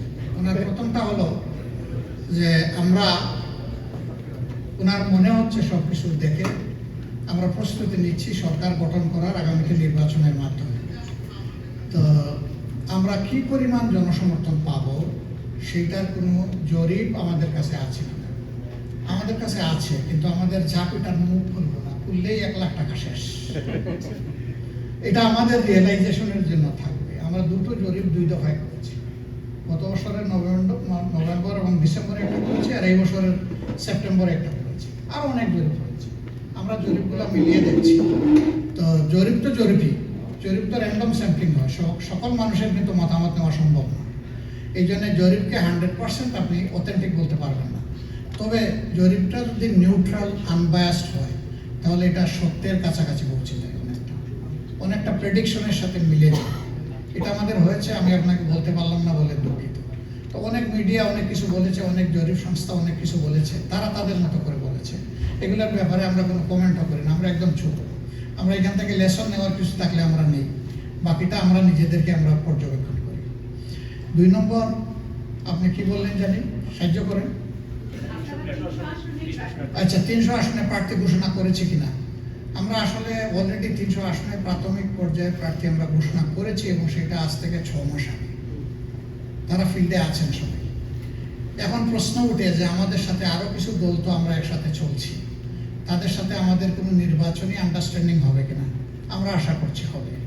তো আশা করছি হবে। আবার 300 আসনে আমাদের প্রার্থী আছে। তা আমি তাদেরকে আশ্বস্ত করেছি যে বৃহত্তর জাতীয় স্বার্থে যদি কোনো সমঝোতা করতে হয়, সেখানে আমি আমার সিটটাই প্রথমে ছেড়ে নিতে রাজি হব, ইনশাল্লাহ, কোনো সমস্যা হবে না। আমরা উদার মানসিকতা নিয়েই অন্যদেরকে সম্মানের সাথে অ্যাকোমোডেট করার চেষ্টা করব। আর এখানে কোনো দলকে লিডার মেনে অমুক দলের নেতৃত্বে আন্ডারে অতীতের যে শব্দগুলা, এগুলো আমরা শেষ করে দিতে চাই। দল ছোট না বড় এটা বড় কথা না, দলই আমরা দল হিসাবে দলটাকেই সম্মান জানাতে চাই। কেউ কেউ বিভিন্ন দল নিয়ে বিভিন্ন ধরনের কথা বলে, আমরা এটা ডিসরেসপেক্ট মনে করি। আমরা মনে করি যে সবাইকে রেসপেক্ট করা উচিত। আমি যেমন আমার দলটাকে রেসপেক্ট করি, আরেকজন তার দলকে রেসপেক্ট করে। সে আমার কাছে আশা করে আমি যেন তার দলটিকে একটু সম্মান দেখাই। আমরা এই নীতিতে আছি ইনশাআল্লাহ। তারপরে প্রশ্ন কি ছিল? নির্বাচন কমিশনের সংস্কার আমরা চাই কিনা, এনসিপি চেয়েছে। দেখেন, আমরা গতকালকে দেখা করেছি, আমাদের কিছু কনসার্নের কথা আমরা বলে এসেছি। আমরা শাউটিং করার আগে চেষ্টা করি যে অ্যাপ্রোপ্রিয়েট জায়গায় রিলিভেন্স পয়েন্টে আমরা যেন আমাদের মেসেজটা পৌঁছে দিতে পারি। যদি এটা হয়ে যায় তাহলে সমাজকে একটা মানে আশঙ্কার মধ্যে ফেলে দেওয়ার কোনো প্রয়োজন নেই। কিন্তু এটা যদি না হয় তাহলে আমাদেরটা আমরা বলবো, এবং শুধু বলবো না, আমরা প্রয়োজনে যেটা সঙ্গত কাজ সেটাও আমরা করবো। আমরা সঙ্গত কাজ একটা বাদ দেবো। বিএনপির কি বলছেন আপনি? বিএনপির সাথে আসলে কোনো আলোচনা হয় নাই। বিএনপি তারা ইতিমধ্যে ঘোষণা দিয়েছেন আমাদেরকে বাদ দিয়ে সবাইকে নিয়ে তারা যদি নির্বাচিত হন সরকার গঠন করবেন। আর আমরা বলছি যে না, আমরা কাউকেই বাদ দেব না। ফেসিবাদ বিরোধী আন্দোলনে যারাই ছিলেন, তারা যারা চাইবেন যে দেশটা দুর্নীতিমুক্ত হোক, দেশে আইনের শাসন কায়েম হোক, সামাজিক সুবিচার নিশ্চিত হোক, দেশে বিনিয়োগ বান্ধব পরিবেশ সৃষ্টি হোক, দেশে সকল জায়গায় বৈষম্য দূর হোক, এরকম 7টা মূলনীতি আমরা ঠিক করেছি। এর ভিত্তিতে যারা একমত হবেন তারা সবাই মিলে ইনশাল্লাহ আমরা আগামী সরকার গঠনের চেষ্টা করব, যদি জনগণ আমাদেরকে সেই রায় দেয়। আমরা আগেই কথা বলবো না যে আমরা সরকার গঠন করব, গঠন করলে এই হবে, এটা আমরা বলবো না। তাহলে এটা মানুষের ভোটের প্রতি সম্মান দেখানো হয় না। আমরা সম্মান দেখানোর পক্ষে। সাগর ভাই, আসসালামু আলাইকুম, আপনাকে নিউইয়র্কে স্বাগতম। আমার একটাই প্রশ্ন, আমি যে দেশে এখন দাঁড়িয়ে আছি, আপনি যে দেশে দাঁড়িয়ে আছেন, এবং আমার প্রতিবেশী দেশ ভারত, আপনারা জানেন যে এই দুই দেশেই সরকার এবং দল দুটি আলাদা হয়ে দেশ পরিচালনা করে। কিন্তু আমরা বাংলাদেশে যেটি দেখে আসছি স্বাধীনতা পরবর্তী সময় থেকে, সরকারে যারা থাকেন, দলের প্রধানরাই সরকারের প্রধান হয়ে থাকেন, শীর্ষে যে থাকেন, যে কারণে সরকারগুলি এক ধরনের ফেসিস্ট বা পেশাস হয়ে থাকে। তা আমরা 1 বছর ধরে নানা সংস্কার শুনছি। জামাত যদি ভবিষ্যতে ক্ষমতায় যায়, এটি কি বাংলাদেশে যেভাবে হয়ে আসছে, দলের প্রধান কি সরকারের প্রধান হবে, আর অন্য দল এই যে প্রক্রিয়া আছে সেটাকে আপনারা সমর্থন করেন কিনা, বা এখানে সংস্কার চান কিনা, যে দলের প্রধান সরকার প্রধান হবে কিনা? ধন্যবাদ। ধন্যবাদ। আপনি একজন সচেতন সাংবাদিক হিসেবে নিশ্চয়ই জানেন যে এটা সংস্কার প্রস্তাবের একটা গুরুত্বপূর্ণ প্রস্তাব। এই প্রস্তাবের পক্ষে বাংলাদেশ জামাতে ইসলামের অবস্থান খুবই সুদৃঢ়। আমরা বলেছি যে একই ব্যক্তি দলেরও প্রধান হবেন, সরকারেরও প্রধান হবেন, এটা হবে না। এটা হলেই কিন্তু এক কেন্দ্রিক নেতৃত্বের কারণে ফ্যাসিজম আবার বারবার ফিরে আসবে। আমরা এটার বিপক্ষে। কেউ কেউ নোট অফ ডিসেন্ট দিয়েছেন, আমি তাদের নাম নিতে চাই না, এটা তাদের ব্যাপার। আমরা গেলে কি করব? আমরা কি এটা রক্ষা করব? ইনশাআল্লাহ আমরা এই আন্তরিকতার এবং আমাদের স্বচ্ছতার, এই জবাবদিহিতার, আমাদের এই অঙ্গীকারের বাস্তবতার পরিচয় আমরা দিব ইনশাআল্লাহ। ধন্যবাদ মাননীয় আমির জামায়াত। আমার নাম ইকবাল মাহমুদ, আমি টাইম টেলিভিশনে কাজ করি। আমার দুটো প্রশ্ন ছিল, একটি এর মধ্যে চলে এসেছে, সে কারণে আমি আর রিপিট করছি না। আমার সেকেন্ড যে কোয়েশ্চেন ছিল সেটি হচ্ছে, আপনারা বেশ কিছুদিন ধরেই সকল ইসলামী দলের ভোট বা সকল ইসলামী ভোট এক বাক্সে ফেলবার একটি প্রক্রিয়া করছেন, চেষ্টা করছেন। ইনিশিয়ালি আমরা দেখেছিলাম সেই প্রক্রিয়া অনেকগুলো দল, বিশেষ করে ধরেন নেজামে ইসলাম পার্টি, খেলাফত মজলিস, তারপরে বাংলাদেশ খেলাফত মজলিস, খেলাফত আন্দোলন, সকল দলগুলো, জমিয়ত ওলামা ইসলাম, এই দলগুলো ছিল আপনাদের সঙ্গে? ইসলামী আন্দোলন বাংলাদেশ না, জমিয়ত ছিল না, মূল থেকেই ছিল না। বলেন। হ্যাঁ, তো এখন আমরা দেখছি যে নির্বাচন ঘনিয়ে আসার সঙ্গে সঙ্গে অনেকগুলো দল কিন্তু আপনাদের কাছ থেকে ছুটে গেছে, তারা বিএনপির সঙ্গে অ্যালাইনমেন্ট করবার, জোট করবার প্রক্রিয়ায় আছে। তো আমি আমার জানবার আগ্রহ যে তারা কি কারণে আপনাদের কাছ থেকে ছুটে গেলেন, এর পটভূমিটা কি? তারা কি আসন ভাগাভাগিতে আপনাদের সঙ্গে আমরা সমঝোতা মূল থেকে হয়নি? একসাথে যারা বসেছি তারা কেউ জানেনি। এর বাইরে তো আরো ইসলামী দল রয়ে গেছে। আচ্ছা, আমি জানি না এই দেশে কতটা দল আছে। আমাদের দেশে কিন্তু 281টা দল আছে। দেশ আমরা ছোট হইতে পারি, গরিব হইতে পারি, কিন্তু দলে আমরা কিন্তু ধনী। মামুনুল হকের যে ইসলামী কি বলে খেলাফত মজলিস, তারা ছিল আপনাদের সঙ্গে, এখন নেই? না, তারা নেই কেন? একসাথেই তো সংবাদ সম্মেলন আমরা করলাম না। এই আচ্ছা, চারটে- আমার প্রশ্নটি শেষ হয়নি। আমি যে দলটি আপনাদের সঙ্গে বৃহত্তর মানে দল হিসেবে অনেকটা আছে এই পর্যন্ত, চরমোনাই পীরের যে ইসলামী আন্দোলন বাংলাদেশ, তারাও কিন্তু আপনাদের সঙ্গে রাজনৈতিক বা ভোটের জোট বলে স্বীকার করছে না, তারা এক ধরনের আসন সমঝোতা বলে তারা বলছে। তো যে দলটি আপনাদের সঙ্গে জোটবদ্ধতা স্বীকার করছে না, এক ধরনের অস্পৃশ্যতা মেনটেন করছে এখন পর্যন্ত। অস্পৃশ্যতা মানে এক ধরনের আপনাদের সঙ্গে মিলতে তাদের কেন যেন পুরোপুরি স্বচ্ছন্দ বোধ করছে না, কমফোর্ট ফিল করছে না। তাদের আক্ষেপে তো নানান কনফ্লিক্ট আছে আপনাদের সঙ্গে, বহুদিন ধরে সেটা তারা বলে আসছে।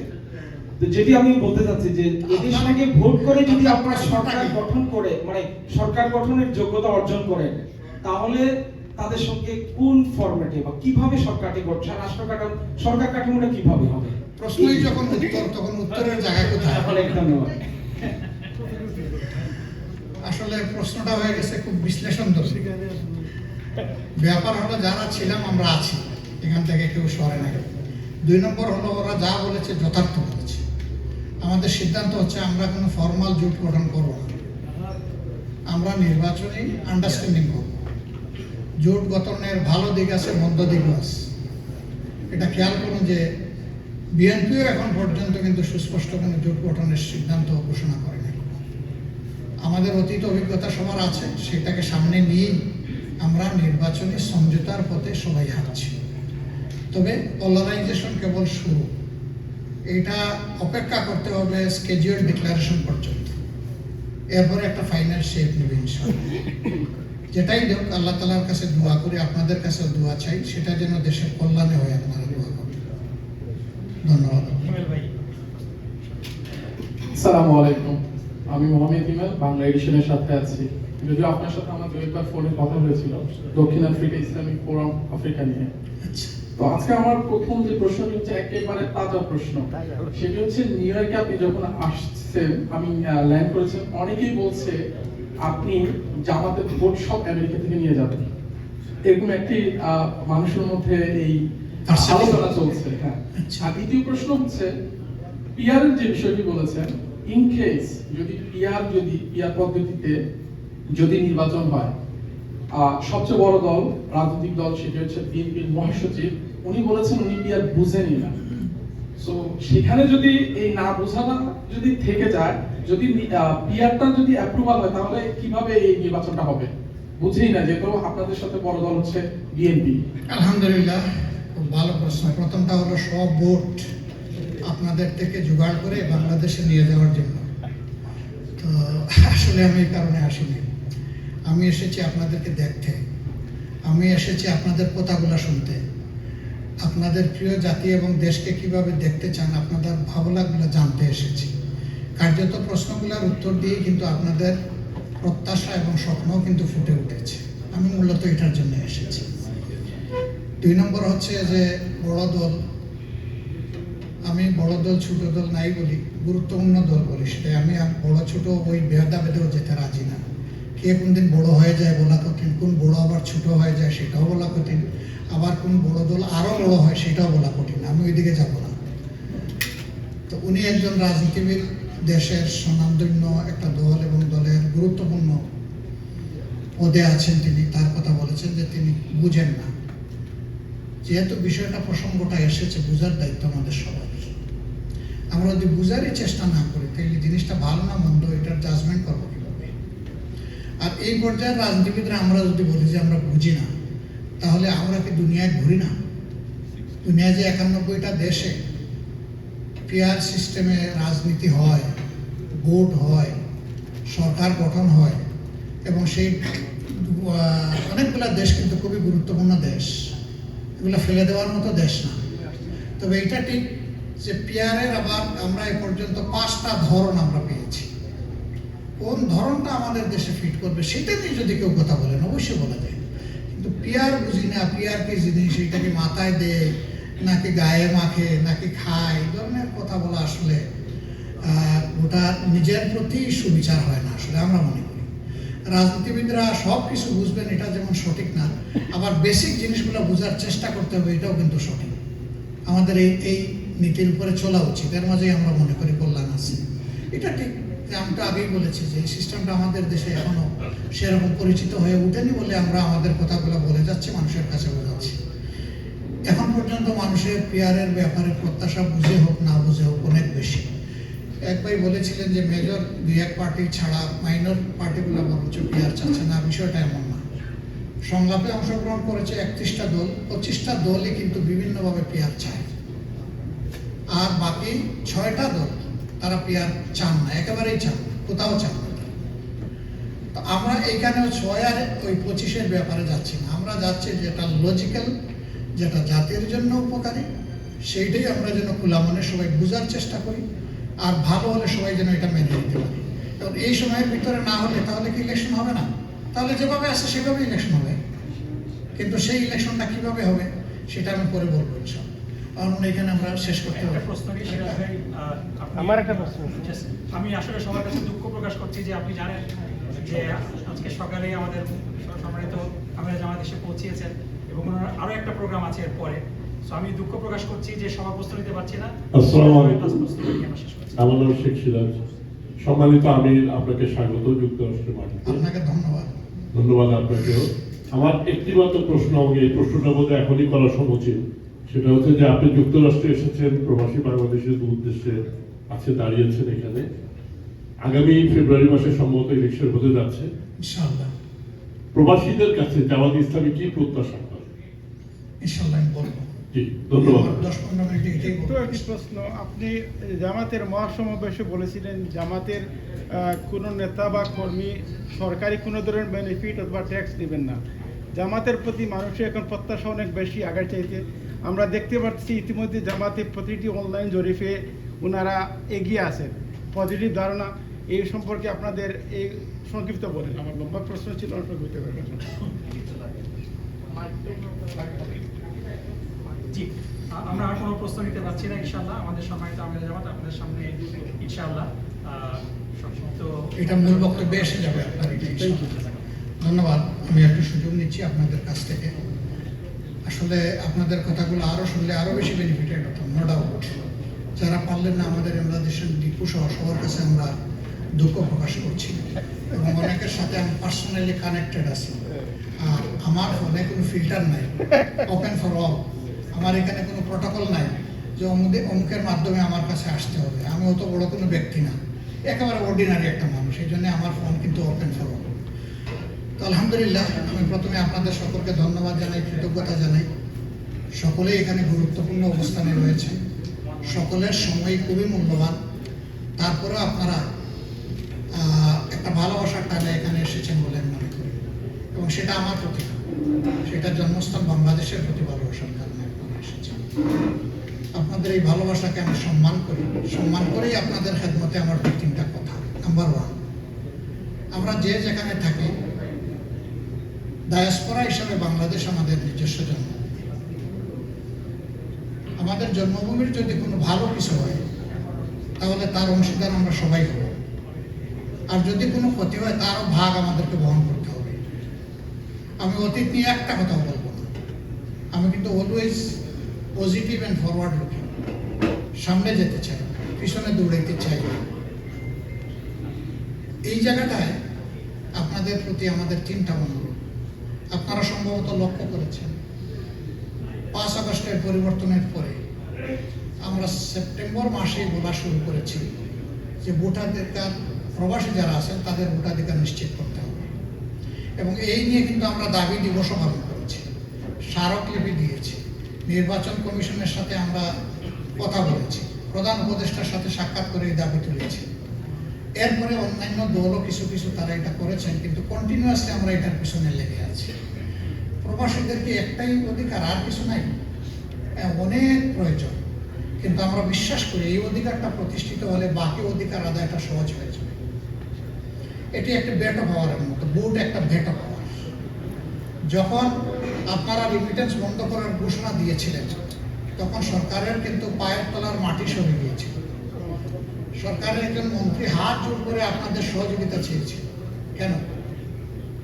অর্থনীতির চাকা তখন কিন্তু বন্ধ হয়ে গেছিল, ঘুরে নাই, বাধ্য হয়ে। সেই জায়গায় আমরা আপনাদেরকে খুব বাহবা দেই রিমিটেন্স যোদ্ধা হিসেবে, কিন্তু এই যোদ্ধারা সমাজের যে কিছু সাফারিং তারা যে ভোগ করে, সেটা লাঘবে কার্যকর কোনো ব্যবস্থা কোনো সরকার অতীতে নিতে পারে না। আমরা তখন দেখলাম যে একটা পয়েন্টে আমরা আসি যে একটা দাবি আদায় হলে বাকি দাবিগুলো আদায়ের পথ খুলে যাবে। আমরা এই বিষয়টার উপরে সবচেয়ে বেশি গুরুত্ব দিয়েছি। এর মানে এই নয় যে এই দাবি আমরা করেছি বলে সব প্রবাসীরা আমাদেরকে ভোট দিয়ে দেবে, যে যাকে ভালোবাসে তাকে ভোট দেবে, কিন্তু আমরা চাই যে তাদের ভোটের অধিকারটা নিশ্চিত হোক। আমরা এখন কষ্ট করে এই দাবি মানতে বাধ্য করলাম। এখন আপনাদেরকে অনুরোধ করব যে আপনাদের দাবি বাস্তবায়ন করতে আপনারা সরকারকে বাধ্য করবেন। আমরা কিন্তু লেগে আছি। এখন ভোটার হওয়ার যে প্রক্রিয়া কিছু জায়গায় জটিল, কিছু জায়গায় সহজ করেছে, এক এক জায়গায় এক এক রকম। একটা ইউনিফর্ম জায়গায় আসার জন্য আমরা সরকারকে বলেছি দুইটা ইনস্ট্রুমেন্টের যে কোনো একটা ইনস্ট্রুমেন্ট তাদেরকে অনলাইন রেজিস্ট্রেশনের মাধ্যমে ভোটার করতে হবে। একটা হলো যদি তাদের এনআইডি থাকে, তাহলে আর কিছু দেখার দরকার নেই, এটার ভিত্তিতেই করেন। বাংলাদেশের মানুষের পাসপোর্ট থাকা এটা বাধ্যতামূলক নয়। পাসপোর্ট আমার ট্রাভেলিং ডকুমেন্ট, এটা আমার নাগরিকত্বের সনদ নয়। আমার নাগরিকত্বের সনদ হচ্ছে আমার ন্যাশনাল আইডি। এটা যার আছে তাকে অবশ্যই ভোটার করতে হবে, সে দুনিয়ার যেখানে থাকে। আর যদি এটা কারো না থাকে, তার যদি একটা ভ্যালিড পাসপোর্ট থাকে, তাহলে ওটাকে যেন কনসিডারেশনে নেওয়া হয়। কিন্তু প্রাইম ডিমান্ড আমরা দিয়েছি এনআইডি কে। এখন আপনারা যদি এটা সঠিক মনে করেন, আপনারা এটার উপরে গুরুত্ব দেবেন। এটার বাইরেও যদি আরো ভালো কিছু মনে করেন, সেটার উপরে আপনারা কিন্তু গুরুত্ব দেবেন। কথা আপনাদেরকে বললেই কাজটা কিন্তু বাস্তবায়ন সহজ হবে। এখানে কেউ যেন বাদ না পড়ে, সকলেই যেন ভোটার। যার পছন্দ, যারে তার দল এবং ব্যক্তি সে পছন্দ করবে, ভোট দেবে, এটা তার ব্যাপার। কিন্তু আমরা চাই সকলের এই অধিকারটা আগে প্রতিষ্ঠিত হয়। 2 নম্বর হচ্ছে যে অধিকার ঠিকই আপনি রেজিস্ট্রেশন হলো, কিন্তু ভোটের সময় আপনি ভোটটা দিলেন না। কষ্ট করে এটাও নিশ্চিত করতে হবে। যদি এই টার্ন ওভারটা কম হয়, তাহলে যে জিনিসটা আমরা আপনাদের জন্য লড়াই করছি ওটা হবে না। 30% ভোটের যদি টার্ন ওভার হয় প্রবাসীদের, গুরুত্ব দিবে না। কিন্তু যদি দেখে যে ইট ইজ ওভার 70%, তখন সবার রক্ত সব খাড়া হয়ে যাবে, যে ওনাদেরকে ইগনোর করার কোনো সুযোগ নেই। প্রপার ইম্পর্টেন্স দিতে হবে। এটা আমার 1 নম্বর অনুরোধ আপনাদের কাছে। আমার 2 নম্বর অনুরোধ, দেখেন দেশকে ভালোবাসে, ফ্যামিলির নিড পূরণ করার জন্য তাদের দায়িত্ব নিয়ে ভালোবেসে আপনারা কষ্ট করে রিমিটেন্স পাঠান দেশে। অবশ্যই এটা দেশের দ্বিতীয় মানে ফরেন মানির সোর্স, কিন্তু প্রকৃত অর্থে এটাই প্রথম। গার্মেন্টসের মাধ্যমে যেটা আসে এটা আবার ইনভেস্টমেন্ট হয়ে যায়, দেশের বাইরে চলে যায়। কিন্তু আপনাদের পাঠানো 1 টাকাও কিন্তু বিদেশে আসে না, ওইটা দেশের কাজে লাগে। ফলে এই সেক্টরটা খুবই গুরুত্বপূর্ণ হওয়া সত্ত্বেও আমরা আরেকটা রিমিটেন্স আপনাদের কাছে চাই। বলবেন যে টাকা পয়সা সব দিয়ে দিলাম, এরপরে আর কোন রিমিটেন্স পাবে? সেই রিমিটেন্সটা হচ্ছে এই জগতে আসে দুনিয়ার বহু গুরুত্বপূর্ণ জায়গায় আমাদের বাংলাদেশি ডায়াসপোরা যারা আছে, তারা আলহামদুলিল্লাহ ভালো সার্ভিস দিচ্ছেন, অভিজ্ঞতা তাদের ভালো। সেই অভিজ্ঞ লোকদেরকে আমরা দেশে ফিরছি। এই ফেরতটা হলো intellectual remittance. Financial remittance enough না, আসল কাভারেজ রিমিটেন্স হবে ইন্টেলেকচুয়াল রিমিটেন্স। এখন বলবেন যে তাদেরকে সম্মান দিবেন কিনা? ইনশাল্লাহ আমাদের মুখের ভাগটা তাদের মুখে তুলে দিয়ে হলে আমরা সম্মান দেওয়ার চেষ্টা করব। এইভাবে যদি দেশ বিদেশের সবগুলা স্কিল হ্যান্ড আমরা যদি আমাদের দেশের কাজে লাগাতে পারি, তাহলে গুণে ধরা রাজনীতিও বিদায় নিবে, গুণে ধরা সমাজটাও বদলে যাবে ইনশাল্লাহ। আমরা এই ধরনের একটি সমাজ আগামীতে প্রত্যাশা করি। আপনাদের কাছে আমাদের বিনীত অনুরোধ, আপনারা নিজে এবং আপনাদের যারা সাকসেস হবে এরকম যারা ক্যাপেবল আছে তাদেরকে দিয়ে প্রিয় দেশকে আপনারা গড়ার কাজে সমান তালে অংশগ্রহণ করবেন ইনশাআল্লাহ। আমার 3 নম্বর অনুরোধ আপনাদের কাছে, এটি হচ্ছে দেশের ভিতরে আমরা যারা আছি, আমরা দেশের বাউন্ডারির ভিতর থেকে দেখি, কিন্তু আপনারা যারা প্রবাসী আছেন সারা দুনিয়া ছড়ে যায়, আপনারা শুধু আমাদের দেশটাকে দেখেন না, আমাদের দেশ দেখার পাশাপাশি আপনারা বিশ্ব সভ্যতাটাকেও দেখেন। সেই দৃষ্টিতে আপনাদের যে প্রত্যাশা আমাদের কাছে, এই প্রত্যাশার আলোকে অনবরত আমাদেরকে ইনপুট দেওয়া, এটা আমাদের অধিকার আপনাদের কাছে, এটা আমাদের দাবি আপনাদের কাছে। আপনারা পরামর্শ আকারে, রিকমেন্ডেশন আকারে, সমালোচনার আকারে, ওপেন লেখালেখির আকারে আপনারা সেই ইনপুটটা আমাদেরকে দিয়ে যাবেন ইনশাআল্লাহ। এটা আমি জামাত ইসলামের কথা বলছি না, আমি বলছি বাংলাদেশে যারাই রাজনীতি করেন তারা সকলে উপকৃত হবেন এই ব্যাপারে ইনশাআল্লাহ। যদি এই 3টা জিনিসে আমরা বড় মাত্রা সহযোগিতা প্রবাসী ভাইদের কাছ থেকে পাই, আপনাদের প্রত্যাশার বাংলাদেশ গড়া সম্ভব হবে ইনশাআল্লাহ। আমাদের কয়েকটা অগ্রাধিকার আছে।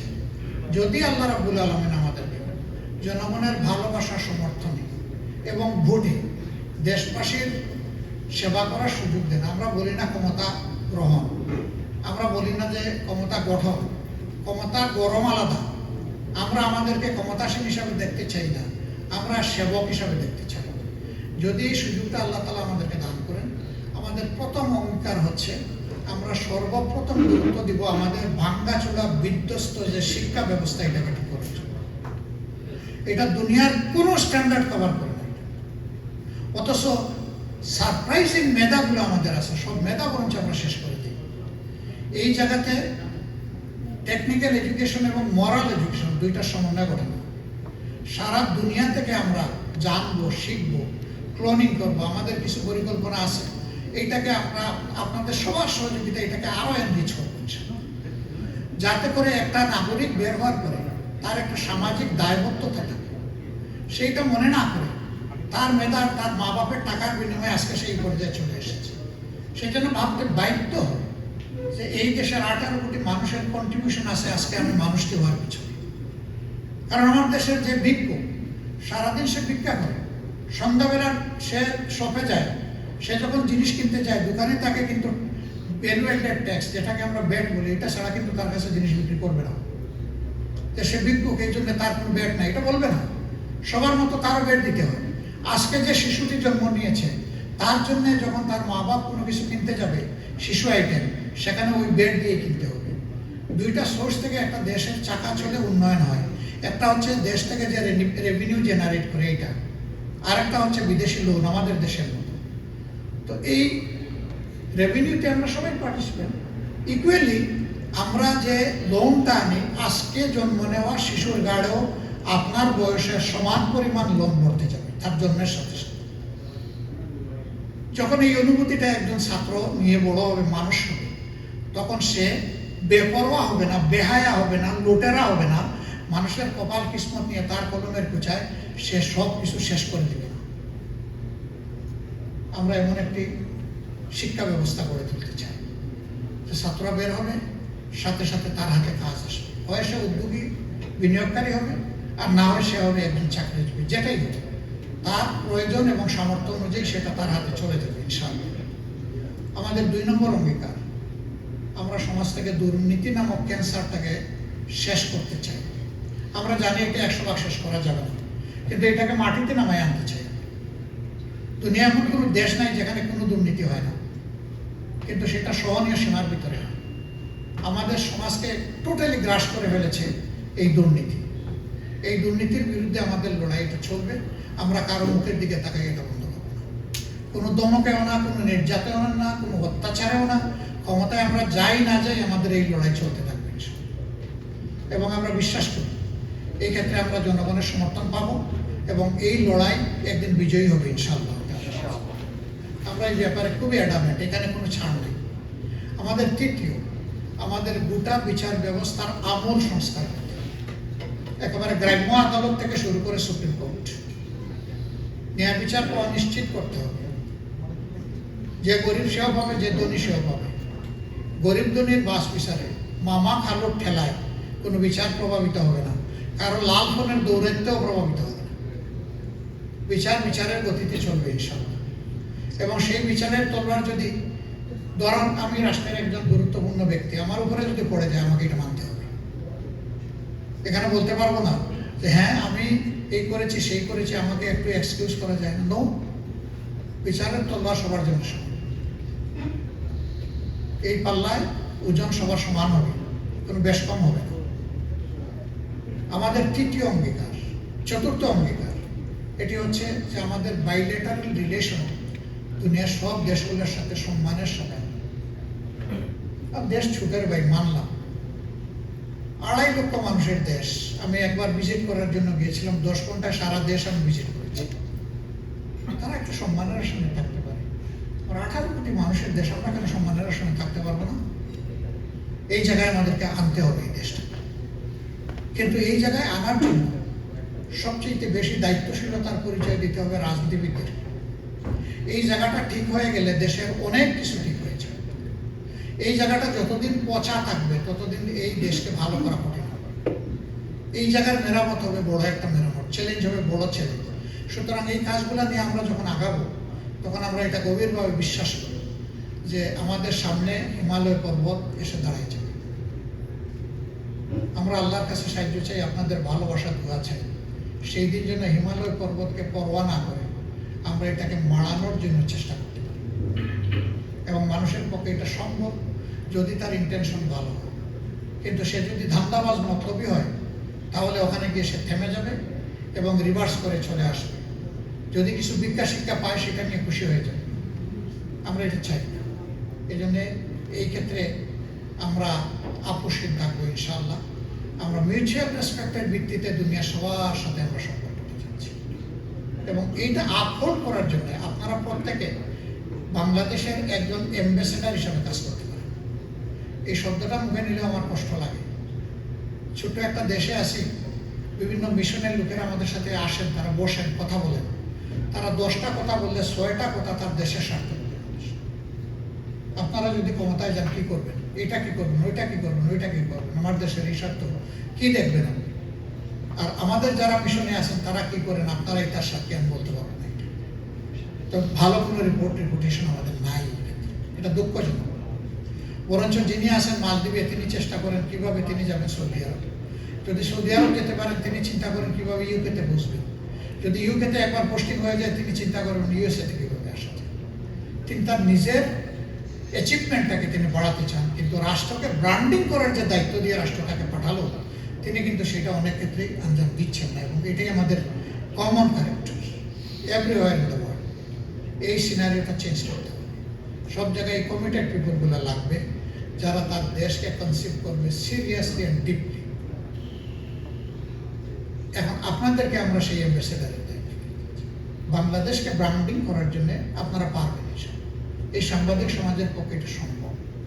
আপনারা সমাজের সুন্দর জিনিসগুলো তুলে ধরেন, আর আমাদের অসুন্দর যেগুলো আছে সেগুলো আপনারা সমালোচনা করেন। তো ওখানে রেক্টিফিকেশন হবে আর এখানে আমাদের ব্র্যান্ডিং হবে ইনশাআল্লাহ। আমাদের আরেকটা অনুরোধ আপনাদের কাছে, এই প্রবাসে যারা আছেন, এখানে দেশে আমরা এক টেবিলে বসি, আপনারা দেখেন এখনো বসি, সবাই বসি, কিন্তু বিদেশের মাটিতে আমরা কখনো কখনো কোনো জায়গায় বসতে পারি না। হয়তো আমেরিকায় আপনারা বসতে পারেন, কিন্তু বসতে হবে। এই যে একজন ভাই বলেছেন যে সব কিছুর ঊর্ধ্বে উঠে আমরা দেশের জন্য এক হয়ে কাজ করতে পারি না। হ্যাঁ, জাতীয় স্বার্থের এই ব্যাপারটা আমরা সবাই মিলে একসাথে কাজ করবো ইনশাআল্লাহ। বাংলাদেশ জামাতে ইসলামী ফিরিস্তার দল নয়, মানুষের দল। আমরা একটা সহযোগিতা আপনাদের কাছে দারুণভাবে চাই, এটি হচ্ছে আমাদের সমালোচনা। আপনি যে ভাষায় প্রয়োজন মনে করেন করবেন, আমরা আপনার ভাষার দিকে তাকাবো না, আমরা তাকাবো আপনার সমালোচনার বিষয়বস্তুর দিকে। ওখান থেকে আমাদের জন্য জাতির জন্য কি নেওয়ার আছে আমরা ওইটা নেব, আর আপনার কাছে আমরা কৃতজ্ঞ হব। ব্যক্তির সুনির্দিষ্ট নাম জানলে আমরা তার কাছে কৃতজ্ঞতা সরাসরি জানাব। আপনি যে ভাষায় করেন এটা আপনার ব্যাপার, কিন্তু আমরা এতটুকু শুধু আশা করব যে আপনার সমালোচনাটা আমাদের জন্য যাই হোক প্রিয় জাতির জন্য যেন কাজে লাগে। এটাকে সামনে রেখে যদি করেন তাহলে এই সমালোচনার দ্বারা গোটা জাতি উপকৃত হবে ইনশাআল্লাহ। আজকের এটাই শেষ নয়, এটা হয়তো বিগিনিং। আল্লাহ চাইলে আরো দেখা হবে, কথা হবে। আমি দাওয়াত দিয়ে যাচ্ছি, আগামী নির্বাচনে অবশ্যই আপনারা দেশে আসবেন। আপনার